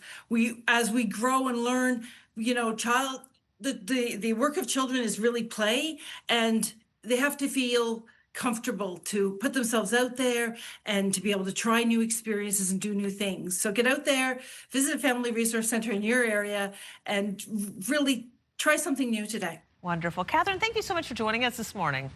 No problem. And we put a link to your resources on our website to give people a place to start. We're going to move our attention over to Amanda now with health news. Thank you so much, ladies. Health and medical news now. Health Canada issuing a nationwide recall for a brand of soap due to a chemical hazard. More details in your health.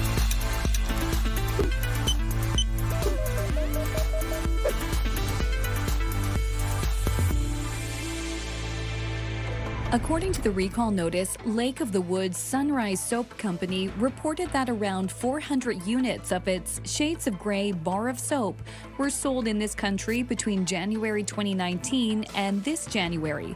Sampling discovered the recalled soap contains a high concentration of methyl eugenol. The products were manufactured in Kenora, Ontario. There have been no reports of incidents or injuries. Winter weather can have an impact on anyone's body, but for migraine sufferers, the cold can also trigger an attack. Experts say extreme cold, changes in barometric pressure, and sudden weather changes combined can trigger vessels in the brain to dilate, causing inflammation and lead to sinus pressure. There are a lot of ways to deal with, that sudden change in headache frequency, and that's where I think patients should reach out to their healthcare provider for that. Health experts say avoiding those attacks start with being aware of what typically sparks them, like certain foods, caffeine, stress, and sleep issues. Finally, walking just 4,000 steps a few days a week could lower your risk of dying early and developing heart disease. Researchers in Boston tracked more than 13,000 women using step monitors for a week, then followed them for more than a decade to keep an eye on their health. Women who hit 4,000 steps once or twice a week had a 26% lower risk of dying from any cause and a 27% lower risk of having a major heart event like a heart attack. And it gets better. Women who reached 4,000 steps 3 or more times a week saw their overall risk of death drop by 40%. The study found a clear trend. Getting at least 4,000 steps per day, no matter how fast or far you go, or whether you take them all at once or at various points throughout the day, can pave the way to better health.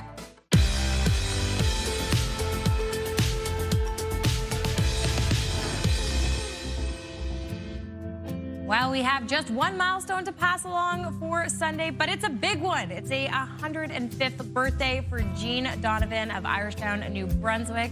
Happy birthday. 105? Isn't that incredible? Jean, what's your secret? That's incredible. Now, to see your milestone again or find out how to submit one, visit our website by scanning the QR code on your screen. And a reminder that milestones must be received 2 weeks in advance. Taking a look at our forecast for the next 3 days, we do still see some flurries throughout the course of this morning for New Brunswick. As we head into Tuesday, we'll see mostly a mix of sun and cloud. And then as we head into Wednesday, another low pressure system is going to be moving its way into our region. And so we'll see some overnight flurries. Over in Nova Scotia, yes, that snow is continuing, especially throughout the course of this morning. We are going to start to see that clear up a little bit later into the afternoon, though we could see some flurries coming back into the region overnight and into the early hours of Tuesday morning. Still looking at above freezing temperatures for Tuesday. And then as we head into Wednesday, we'll see some sunnier skies and some flurries coming into the region a little bit later into the afternoon and evening as a different low pressure system works its way into our region. As we head over onto Prince Edward Island, again, those snow flurries are continuing throughout the course of today. We'll see them clear up a little bit later this afternoon. Into the early hours of Tuesday, we'll see some flurries hanging around before we see that sunshine on Wednesday.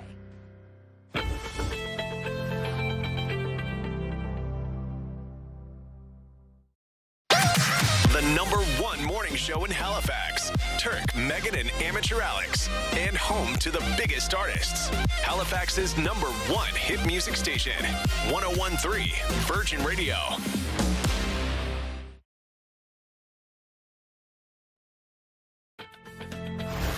It's Monday, January 19th today on Your Morning Atlantic. It's a snow day. There are multiple road closures, widespread school closures, and power outages this morning in Nova Scotia due to a winter storm. We'll have the forecast and the impacts coming up. And what's in the big bucket? We'll head to Kent and reveal all the details on our first monthly contest with our new partners. That and so much more coming up on the Monday edition of Your Morning Atlantic.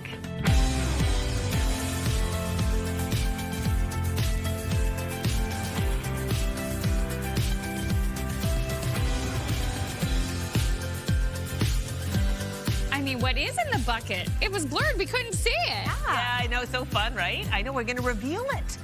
Yeah, this half hour. And I'm so excited about this contest. So excited that Kent is joining us as partners for the whole year. Whole year, celebrating 50 years, your 50th birthday. Amazing. Yeah. Incredible. What's in the bucket? What's in the bucket? Well, I'll tell you, it's good. I'll say that much. Okay. And people can win it. Viewers can win it. Viewers can win it. It's a great prize, and it's just like we're going to do this prize reveal every month, and these are really good prizes. Okay. Yeah. We'll find out all the details. All the details are coming up. Yeah, and what's not in the bucket, I tell you, what's not in there? A snowblower. Might be helpful today. Yeah, that would be a good one to win, especially today, especially in Nova Scotia. Yes. Yeah, big time. Some good news. Roads, the snow plowing clearing crew is working really hard this morning. Road conditions are starting to improve, but still not great. I'm giving them a shout out because my drive in this morning at 3 a.m.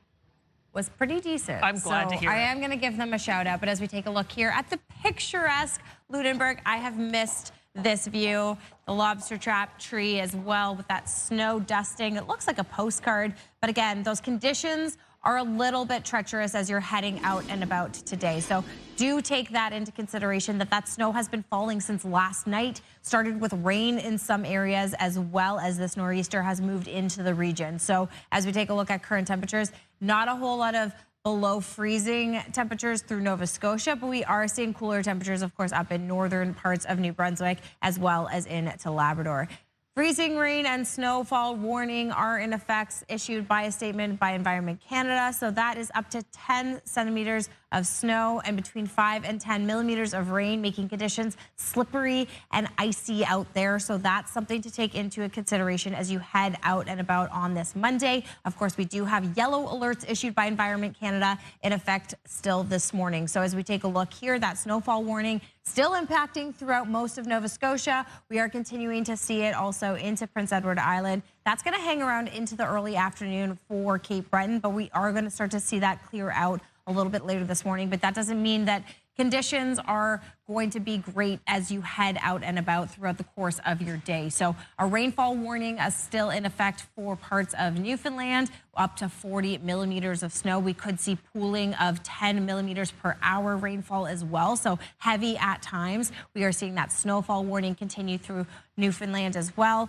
And then tonight we'll have a wind warning in effect. So again, this nor'easter bringing all of the conditions to Newfoundland. We still have that winter storm warning in effect as well, 15 to 25 centimeters with wind gusts northeasterly up to 70 kilometers per hour. But for more on the impacts of this nor'easter, we are heading over to Amanda. Thank you so much, Brianne. Nova Scotia Power says it has opened its Emergency Operations Center as it responds to outages that have knocked more than 133,000 customers off the grid. The weather has also canceled classes across Nova Scotia and closed some roads. CTV's Hafsa Arif is live in Dartmouth with the latest. Hafsa. Hey, Amanda, I'm actually currently in downtown Dartmouth, and you and I both know that this is a part of the city that's usually quite busy at this time, but as you can tell, that's not the case today. It seems like a lot of people are taking the necessary precautions by staying home and not going outside. And as you mentioned earlier, the road conditions are looking a little better. There is quite a lot of slush on the ground. Bree mentioned slippery conditions. That is the case. Getting out of the car almost slipped, and that's something that people need to be aware of. Now, earlier this morning, a lot of people woke up without power. Over 100,000 people did so, and that's still the case at the moment. You know, Nova Scotia Power, as you mentioned, says it is currently running its Emergency Operations Center, and with hundreds of crews working in tough conditions to restore electricity. The utility says heavy, wet snow is bringing down trees and power lines and slowing access to outage sites. You know, walking around the city, you see a lot of tree branches have fallen, especially in just residential areas. It could also be in a lot of people's backyards as well. So that's something people need to be aware of. Now, Nova Scotia Power is coordinating with emergency management officials and reminding customers that repair work may take time. Restoration estimates are online and the outage map for those tracking progress, so people should take a look at that. Now, as people those who do decide to go out just need to be aware that the wind is picking up. There are areas where you'll be walking and the snow will be attacking your face, and that's just, you know, what comes with this weather. Amanda? The snow is attacking your face. Well, I certainly hope that you'll be all right there, Hafsa, and we'll check in again with you at 8:30. Thank you so much for reporting in the conditions for us this morning. CTV's Hafsa Arif reporting for us in downtown Dartmouth this morning. To other news of the morning, the serious incident response team is investigating after a man was shot and killed by the RCMP on a First Nation in northwestern New Brunswick. CERT says it was contacted Sunday after the police-involved shooting on Tobique First Nation. Mounties issued an advisory on social media earlier Sunday regarding a police operation on the First Nation and asked people at the time to avoid the area, but they have not since provided an update. A statement issued late last night from Chief Ross Purley and council identified the deceased man as Bronson Paul and extended condolences to his family and friends. It says a sacred fire has been lit at a community hall on the First Nation and that they are still trying to piece together what happened and why tribal security was not asked to help. CERT also investigating after a Halifax regional police officer shot a robbery suspect on Saturday. Police say officers were called to a robbery at a liquor store on Grafton Street. According to police, the man sprayed a sensory irritant and left the store. Officers were then called to another liquor store on Quinpool Road. Staff again reported the suspect sprayed a sensory irritant as he left. When police tried to arrest the suspect, they say he threatened officers with a large knife. Police say they told the man to drop the knife. An officer then used a taser that they say was ineffective. And then a second officer shot the suspect. The 37-year-old man was transported to hospital with life-threatening injuries. There's been no update on his condition this morning. Tourism is a major economic driver on PEI, pumping hundreds of millions of dollars into the province. Peak season is still months away, but as CTV's Maria Saru reports, operators are already strategizing to make the most of the spring and summer rush.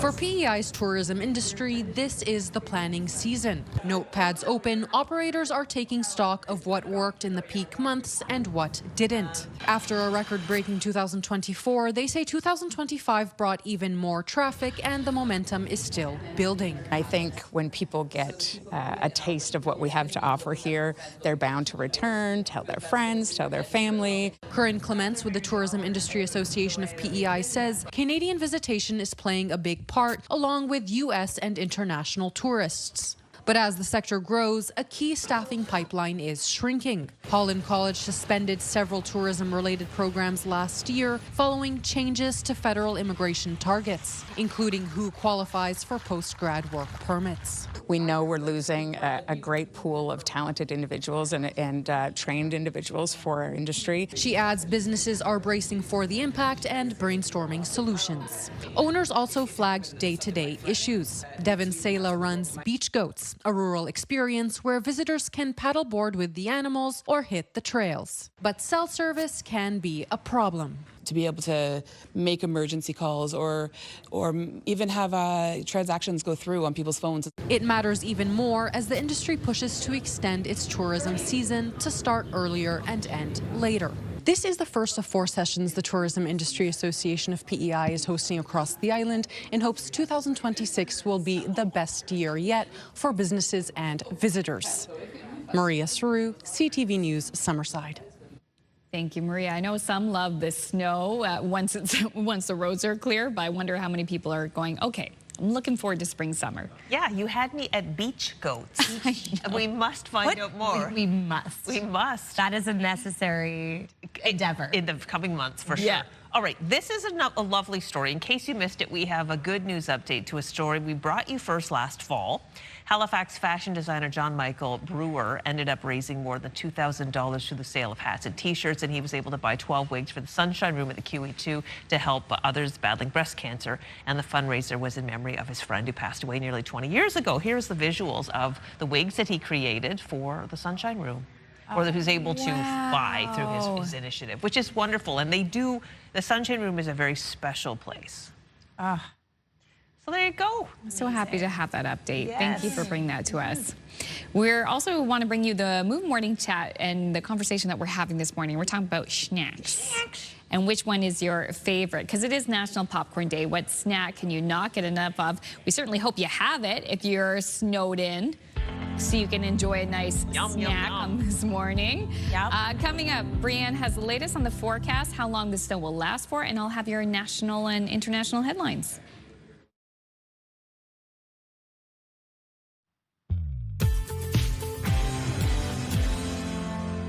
Good morning, Peggy's Cove. It is about to turn 8:14, and what a beautiful, picturesque image we have right here. We do still see some of those flurries coming through, and weather is brought to you by ALC.ca. But it looks nice out there. It's feeling a little bit warmer than average for this time of year, but again, we are contending with that nor'easter that's moving throughout the Maritimes for today and into Newfoundland and Labrador. So as we take a look here, we are seeing warmer temperatures through most of Nova Scotia, a little bit cooler conditions up in northern parts of New Brunswick as well as up in Labrador. And then we're seeing those warmer conditions again settling into Newfoundland as we see that nor'easter coming through. We do still have a couple of watches and warnings, including this weather statement in effect for parts of Newfoundland today. Snow and freezing rain warning in effect until later on this afternoon. As we take a look here, we do have yellow alerts issued by Environment Canada starting in Nova Scotia. We are continuing to see that snowfall warning throughout the course of today, with total snowfall from last night and into today up to 20 centimeters. We are seeing it heavy at times, wet and dense, and that's going to continue through this morning. We should start to see a little bit of a reprieve of that later in the afternoon for mainland Nova Scotia, still going to be impacting into Cape Breton as well as through parts of Prince Edward Island into the early afternoon. Now, we still have that rainfall warning in effect with rainfall up to 40 millimeters, significant at times. We could even see pooling of water with 10 millimeter rainfall within the hour. Another snowfall warning still impacting into Newfoundland. And then tonight we'll see a wind warning coming through. So those are gusts up to 110 kilometers per hour. Now, as we take a look here, we still have that winter storm warning in effect for parts of Newfoundland, and that's going to see some snow up to 25 centimeters with wind gusts northeasterly gusting to 70 kilometers per hour. So again, it's not a nice day to be out and about. If you can stay inside, that is what is recommended as we watch this radar and satellite coming through. We do start to see that reprieve, especially into the evening, but then we have another low pressure system coming through that's going to impact into the eastern and southern portions of New Brunswick and as well as into eastern parts of Nova Scotia. And that's going to continue throughout the course of the evening into the early hours of Tuesday morning. As for rainfall outlooks, just trace amounts along the coastline in Nova Scotia. Again, the most significant rainfall is going to be over in the St. John's area of Newfoundland, where that warning is currently in effect. And as we take a look here at our snowfall outlook for the next 24 hours, again, we are seeing the majority of that building up along that Bay of Fundy coastline as well as into Prince Edward Island and, of course, Cape Breton. And then, of course, we are still seeing that over in Newfoundland as well. Taking a look at our forecast today, pretty warm temperatures as we head throughout the day. Again, some scattered flurries hanging around through parts of New Brunswick. We're going to continue to see that throughout the course of this morning in Prince Edward Island. Sticking around into the afternoon for Cape Breton. And then we'll start to see those flurries kind of clear up a little bit later this morning for parts of eastern Nova Scotia. Of course, hanging on over there in Newfoundland, and cooler temperatures up in Labrador. Let's head over to your international news with Amanda. Thank you, Brianne. European leaders are now speaking out over U.S. President Donald Trump's plan to impose tariffs on 8 countries if they oppose his takeover of Greenland. Out of the 8 countries who happen to be in the Arctic, 7 are NATO members, so we're actually quite well prepared to deal with existing and future security challenges in the Arctic. So that's a dual message that we're sending to our friends in the United States of America. Norway's foreign minister says President Trump's proposed tariffs are unacceptable. Denmark's prime minister took to social media writing Europe won't be blackmailed. The new tariffs would be imposed on Denmark, Finland, France, Germany, the Netherlands, Norway, Sweden, and the UK. President Trump says the tariffs would be on all goods sent to the U.S., starting at 10% in February and then jumping to 25% in the summer. Alliances endure because they're built on respect and partnership, not pressure. That is why I said the use of tariffs against allies is completely wrong. UK Prime Minister Keir Starmer spoke this morning about the importance of constructive communication with the U.S. Donald Trump continues to insist that Greenland is critical for U.S. security. He posted online last night. He wrote, NATO has been telling Denmark for 20 years to get the Russian threat away from Greenland. Unfortunately, Denmark has been unable to do anything about it. Now it is time and it will be done. Trump has used national security concerns to justify imposing tariffs, but it's a different story when it comes to the critical minerals the U.S. needs and Canada has. CTV's Judy Trin takes a closer look. Tariff is my favorite word in the whole dictionary. The U.S. president wields tariffs as a weapon to boost domestic production, but Donald Trump is choosing not to impose tariffs on imports of critical minerals he deems essential to the national security of the United States. The problem you have with putting tariffs on critical minerals is that you will get less of them. In Trump's proclamation, he acknowledges that the U.S. is 100% reliant on other countries to supply 12 critical minerals and 50% reliant for another 29. The U.S. needs access to lithium, copper, cobalt, and others to build its military weapons. It wants to reduce reliance on China for the processed elements, but the U.S. doesn't manufacture enough to meet its needs. So the Trump administration says it will negotiate with G7 countries and other allies to set a base price for minerals to ensure a stable supply chain. Without a floor price, you won't be able to get these projects financed. So without a price that the government is willing to pay, parties aren't going to sign up to provide them. So they're not willing to build the plants that will produce the output if they don't know what they're going to be able to sell them for. Canada has the critical minerals the U.S. needs. There are currently 56 mines, 26 processing facilities, along with 151 projects waiting for development. Negotiating a floor price could get minerals out of the ground faster. It could also give Canada leverage in trade negotiations with Trump, because China also needs the elements to fuel its transition to clean energy. What we heard loud and clear is China is looking for reliable trading partners that don't use energy for coercion. Hammering out an agreement on critical minerals will be separate from negotiating the Canada-U.S.-Mexico trade agreement, which comes up for review in July. Judy Trin, CTV News, Ottawa. And across the pond, Prince Harry is in court in London this morning, continuing his legal battle against the UK tabloids. The Duke of Sussex arrived at the London High Court for the start of opening statements. He is expected to take the stand on Thursday.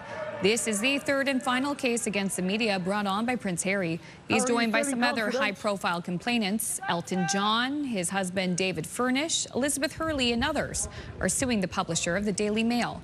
They are alleging the tabloid used illegal means like phone tapping to gather personal information about them.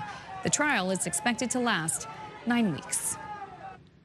A quick break here on CTV's Your Morning Atlantic. When we return, we will bring you our new Kent contest, What's in the Bucket? That's coming up next.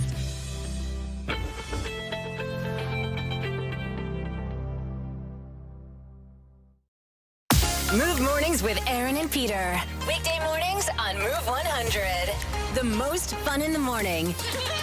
And home of the $1,000 minute. Only on Move 100 Halifax.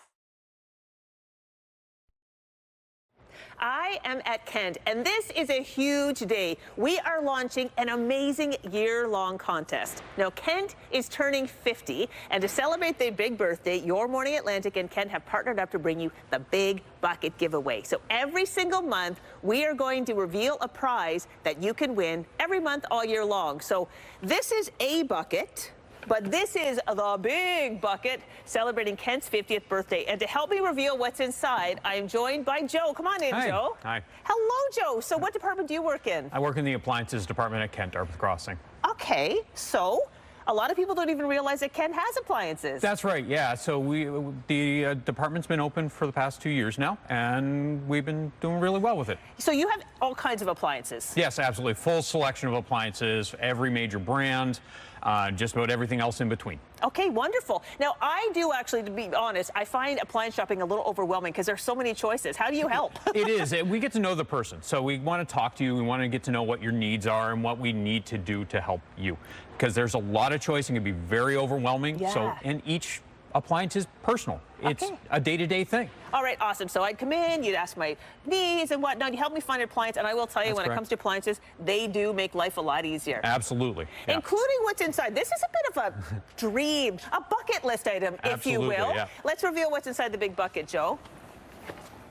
Holy moly. Yeah. Oh my gosh, that is a beaut. What is this? So this is the Frigidaire Gallery range. So Okay. it's a pizza oven essentially is what it is. It allows you to make restaurant quality pizza at home. Okay, inside this, well, first of all, this beautiful oven. Yeah. Feel a bit like I'm on The Price is Right, but this is gorgeous. Speaking of which, what is the price value of this price? This is valued at over $2,000. Okay, so this is Yeah. a beautiful range. So let's go inside. Yep. Okay, what do we got here? So this is really the big thing that's the key to this whole unit. So essentially what you get is a pizza stone as well as an attachment to put into your stove that will allow it to reach 750 Fahrenheit. Holy moly. Okay, which allows you to get restaurant quality results for your pizza. Like a crispy crust. Yeah, nice crispy bottom, that nice umami exterior on your cheese at top. It's fantastic. Melty cheese, Yeah. oh my gosh. So if you did want to cook pizza, this comes out, right? That comes right out, and then on top of that, you get 15 ways to cook with this specific oven. You can do steam cooking, you can do convection bake, air fry, slow cooking, all those Everything nice you things. want. And Everything then you want. this is a beautiful induction top oven. That's correct. Yeah, induction's great for getting gas-like results without having to deal with gas. Yep. But- But if you have gas, you can get the gas version, or if you prefer the electric burner, You can get that with as well. the glass top, you can get that as well. Totally Absolutely. your choice. So to win this prize, all you have to do is go to our website and enter the contest. And what's going to happen is next Friday, you've got to tune into Your Morning Atlantic. We're going to reveal the big winner. It won't be you or I, Joe. Nah, that's really disappointing. But it'll be one of you. And then we'll also reveal next month's big bucket prize. Thank you so much for You're this. welcome, absolutely. And good luck to you. So if you like the sounds of that prize, then this is the contest for you. CTV, along with our partners at Kent Building Supplies, want you to enter the Kent Big Bucket giveaway. Once a month, we'll reveal a different prize in the bucket and give you a chance to win it. So this month, choose between the Frigidaire induction range with built-in pizza oven, or you can have the electric or gas version. It's totally your choice. To enter, head to ctvatlantic.ca. The contest closes this Saturday, and we will announce the winner on Friday, January 30th. Good luck to you, and save us some pizza.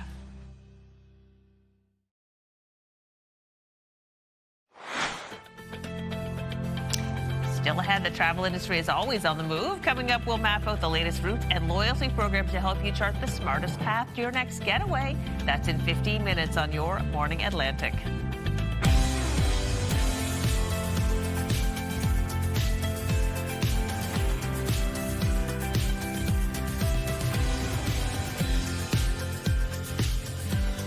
Hey, good morning. It is 8:32, 9:02 if you're in Newfoundland and parts of Labrador, and we're in our last half hour, just like that. Time flies. This is your first big show back, too. Yeah. It is. It is. This is my first appearance on air in 2026 for CTV, so that's exciting. And not your last. You'll be around. And I'll be around.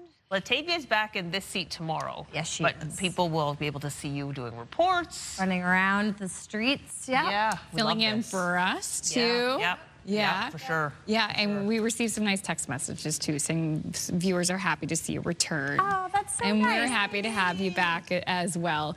And what a day to be back and to be covering the weather, because as we've been talking about throughout the morning, this is having a major impact on Nova Scotia, but also eastern parts of Prince Edward Island. A lot of delays in PEI for delayed opening. Yeah, we were all up early this morning. I know a little yawn got the there. yawns. Yeah. Get a coffee while you're doing news, Amanda. Yeah, speaking of PEI, there's Brookvale. I mean, not a bad look for a ski hill. That's for sure, because, you know, you definitely want the snow there. But for the rest of Atlantic Canada, not necessarily what we were hoping for.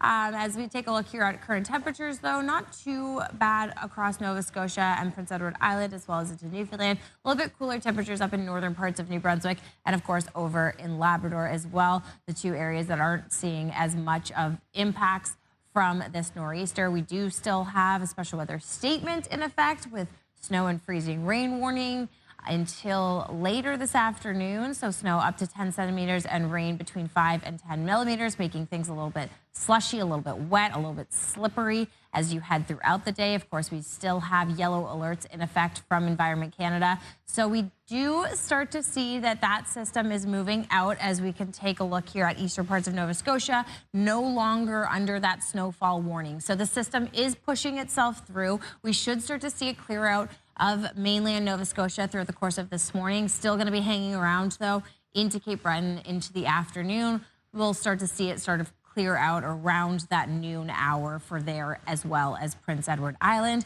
We still have that rainfall warning in effect for Newfoundland, with totals between 25 and 40 millimeters of rainfall, so something to look out for as well. And then, yes, we still have that snowfall warning for Newfoundland, as well as a wind warning beginning this afternoon and heading into tonight as well.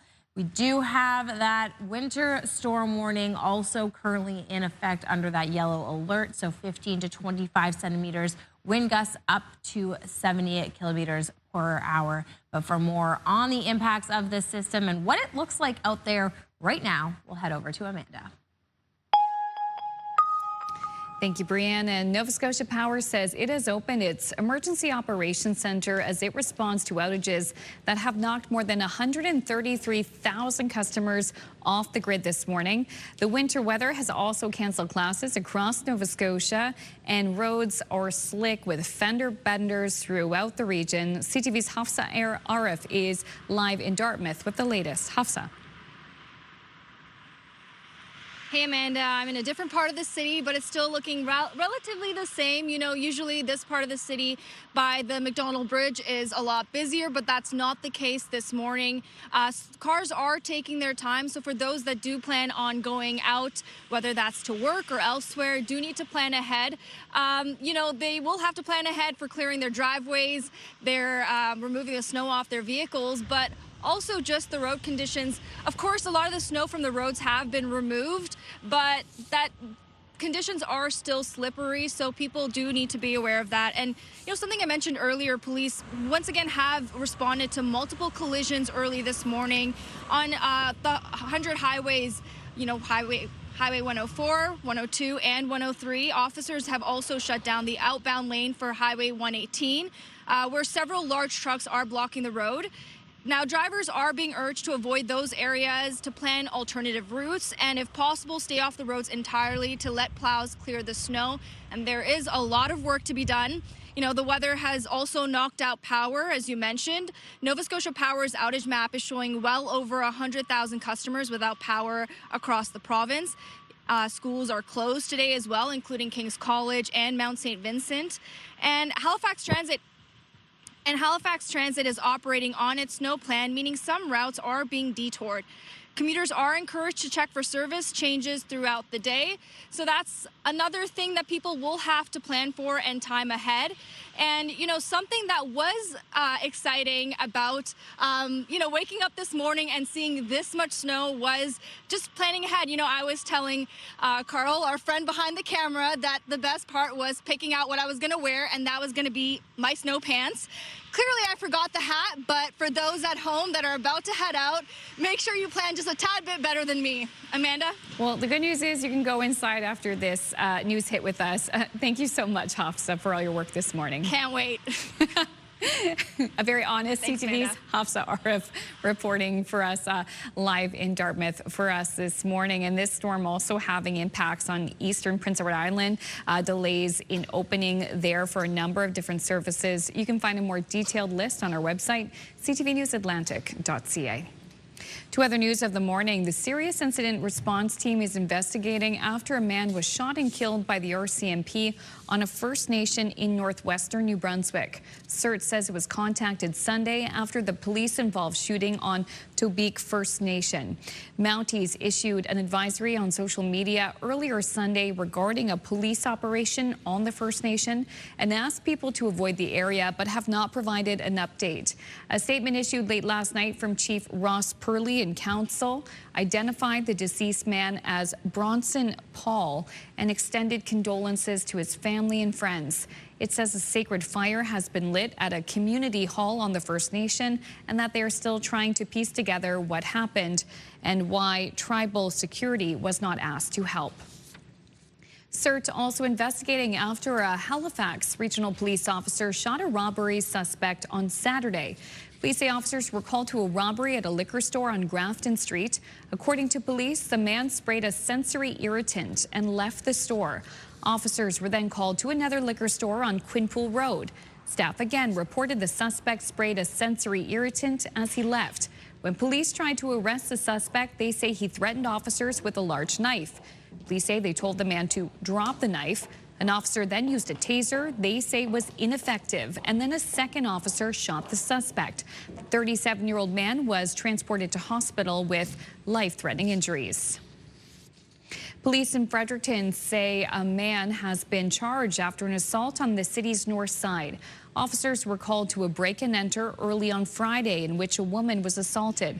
Investigators say a 21-year-old man faces one count of breaking and entering while committing the offense of assault. He is scheduled to appear in court today. Finally, dozens of swimmers from across the Maritimes made quite the splash in Halifax this weekend. Athletes from all three maritime provinces hit the pool at Dalhousie University for the first major artistic swimming competition, also known as synchronized swimming, of the season. The sport combines a bit of ballet, gymnastics, and theater, all put to music. Our older athletes, it's their qualifying meet. So this is their qualifying to go to the Canadian qualifiers in Quebec City in March. And then for the younger ones, it's just their invitational meet to kind of see if their routines are good, see if all the coding's right, and kind of work out any kinks before they go to their provincial qualifiers. 128 male and female swimmers competed in age categories, get this, ranging from 8 years old to 50. Cool. Yeah, it's a big competition, so big congratulations to all who took part. That would be a fun one to watch. It is fun to watch. When I was at the Canada Games this summer, you could not get tickets to this. It was completely Really? Amazing. I love that. All right, so that happened in our weekend calendar. Yeah, so now let's head over to see what else is happening in our community this weekend. So we are starting things off in New Brunswick at the Shivering Songs Festival, and shivering indeed it is out there today.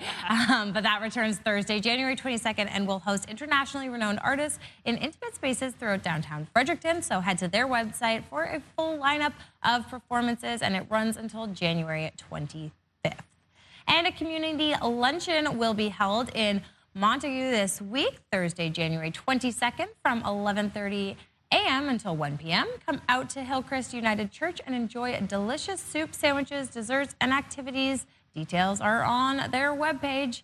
And this week in Halifax, Mooseheads face Sherbrooke on the ice in Halifax. The game takes place Friday, January 23rd from 7 to 9 p.m. at the Scotiabank Centre. If you're looking for tickets, head to Scotiabank Centre's website. And of course, if you have an event coming up, we want to hear about it. So send us all those juicy details to Your Morning Atlantic at ctv.ca.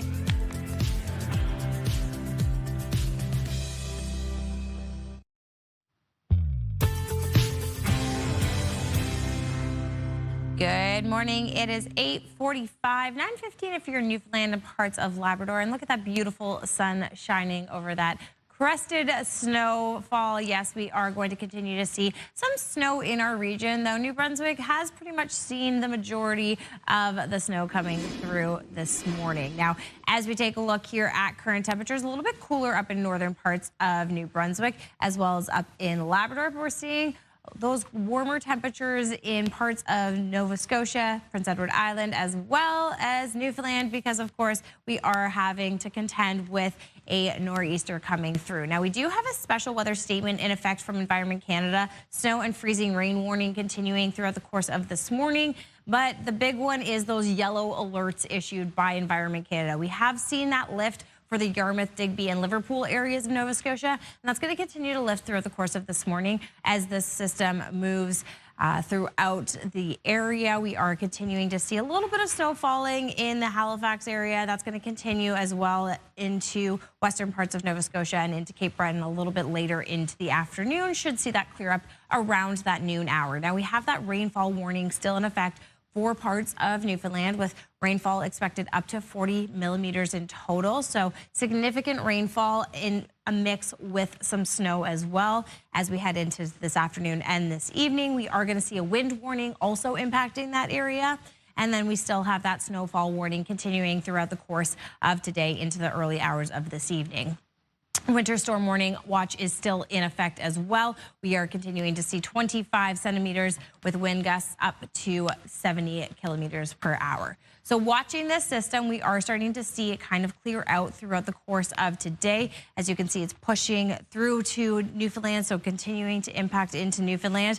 We will see another little system coming right behind it, though, so that's really going to impact into New Brunswick, as well as eastern parts of Nova Scotia into the early hours of Tuesday morning. Taking a look at our accumulated rainfall, not a whole lot for the Maritimes, pretty much just along the coastline there in Nova Scotia. Again, the majority of that rainfall is going to be in the St. John's area of Newfoundland. As for that accumulation of snow, we are seeing, again, the majority of that along that Bay of Fundy coastline up in the New Glasgow area. We're seeing that impact into Charlottetown and, of course, Cape Breton, and then really impacting into Newfoundland as we head throughout the day. So taking a look at our current temperatures, we are seeing that sun start to pop out through northern parts of New Brunswick. A little bit of extra snowfall hanging around through that Bay of Fundy coastline. We're continuing to see some of that snow throughout most of Prince Edward Island, as well as into Cape Breton and eastern parts of Nova Scotia. As we head into the eastern parts of Nova Scotia, we are continuing to see that clear out. So not as much of a snowfall warning, still seeing a few flurries, though, as we head throughout our day. And as we head into Labrador, we are continuing to see cooler temperatures and that snow and rain continuing in Newfoundland. So, Crystal, a good time to get away. Indeed. Let's talk travel. It's 8:48 now. With new routes launching and loyalty programs shifting, the travel landscape is evolving fast. Here to help us unpack the developments shaping your next trip is our partner and travel contributor, Barry Choi. Good morning, Barry. Good morning. Good to be back. Great to have you. So let's talk about travel trends. What are you anticipating this year? First thing's got to be affordability, and I'm sure all Canadians can relate. Whether you're looking to stay closer to home or you want to travel further abroad, Canadians want value for their money. And I would say new routes are also a window into what consumers want. That's because airlines expand based on demand. Take Air Canada, for example. They're launching a new direct route to Sicily this year. What a great destination that combines culture, history, and food. Plus, it's cheaper than Rome and Milan. Air Canada also has great connectivity directly to Asia, with destinations including Singapore, Manila, and Bangkok. So I think a lot of Canadians are going to explore the Pacific this year as they're looking for more lux, for fewer bucks, and of course, to escape that winter storm. Oh, that's exciting. How are travel loyalty programs responding to these consumer insights? That is a great question. Aeroplan is making a shift this year, switching to a revenue-based earning system. So it's actually pretty simple. Instead of earning points based on how far you fly, moving forward, or right now rather, you're going to earn points based on how much you spend with Air Canada and its partners. It's actually very simple. You earn $1 point per dollar spent. And the nice thing, before taxes, the nice thing about this is that there's an opportunity to earn extra points on select routes or promos. So I think it's something to look forward to as an Air Canada flyer. Okay, any other changes with Aeroplan that you wanted to share with our viewers? I would say not really, in the sense that you're still going to earn points the same way at every single day partner. So whether it be Starbucks, Uber, or filling up at Parkland gas stations, including Chevron, Fast Gas, and Ultramar. And in case you didn't know, you can still earn Aeroplan points when booking hotels and car rentals directly through aircanada.com. And I am sure there will be extra everyday partners that will be added throughout the year, so more ways to earn points. On the redemption side, things are looking strong. Air Canada is set to expand their fleet, which means more seats for Canadians to use their points. And they continue to add airline partners, so your points can take you much further these days. Okay. For those who haven't traveled in a while, is there anything they should be aware of before we go? You know what? Being digitally savvy has never been more important, whether you're, checking in online or navigating a new city. There seems to be an app for everything. Take the Air Canada app, for example. It streamlines everything. So whether you're checking in your bags or looking for flight delays, it's got all the information in the palm of your hand. In addition, it gives you access to fast, free Wi-Fi, and it'll even notify you when your bag is loaded onto the plane, so you're never worried about where your luggage is. And one final thing we should discuss really quickly is travel insurance. It's very important to have it wherever you're going. If you're traveling to another province or traveling overseas, make sure you have travel insurance in case of any emergencies. Okay, great advice, Barry. Thank you so much for this. No problem, anytime. Happy travels to you. You too. I know you're going to New York this week, but we're just going to take a little break. We'll be back right here in our studios right after that. See you then.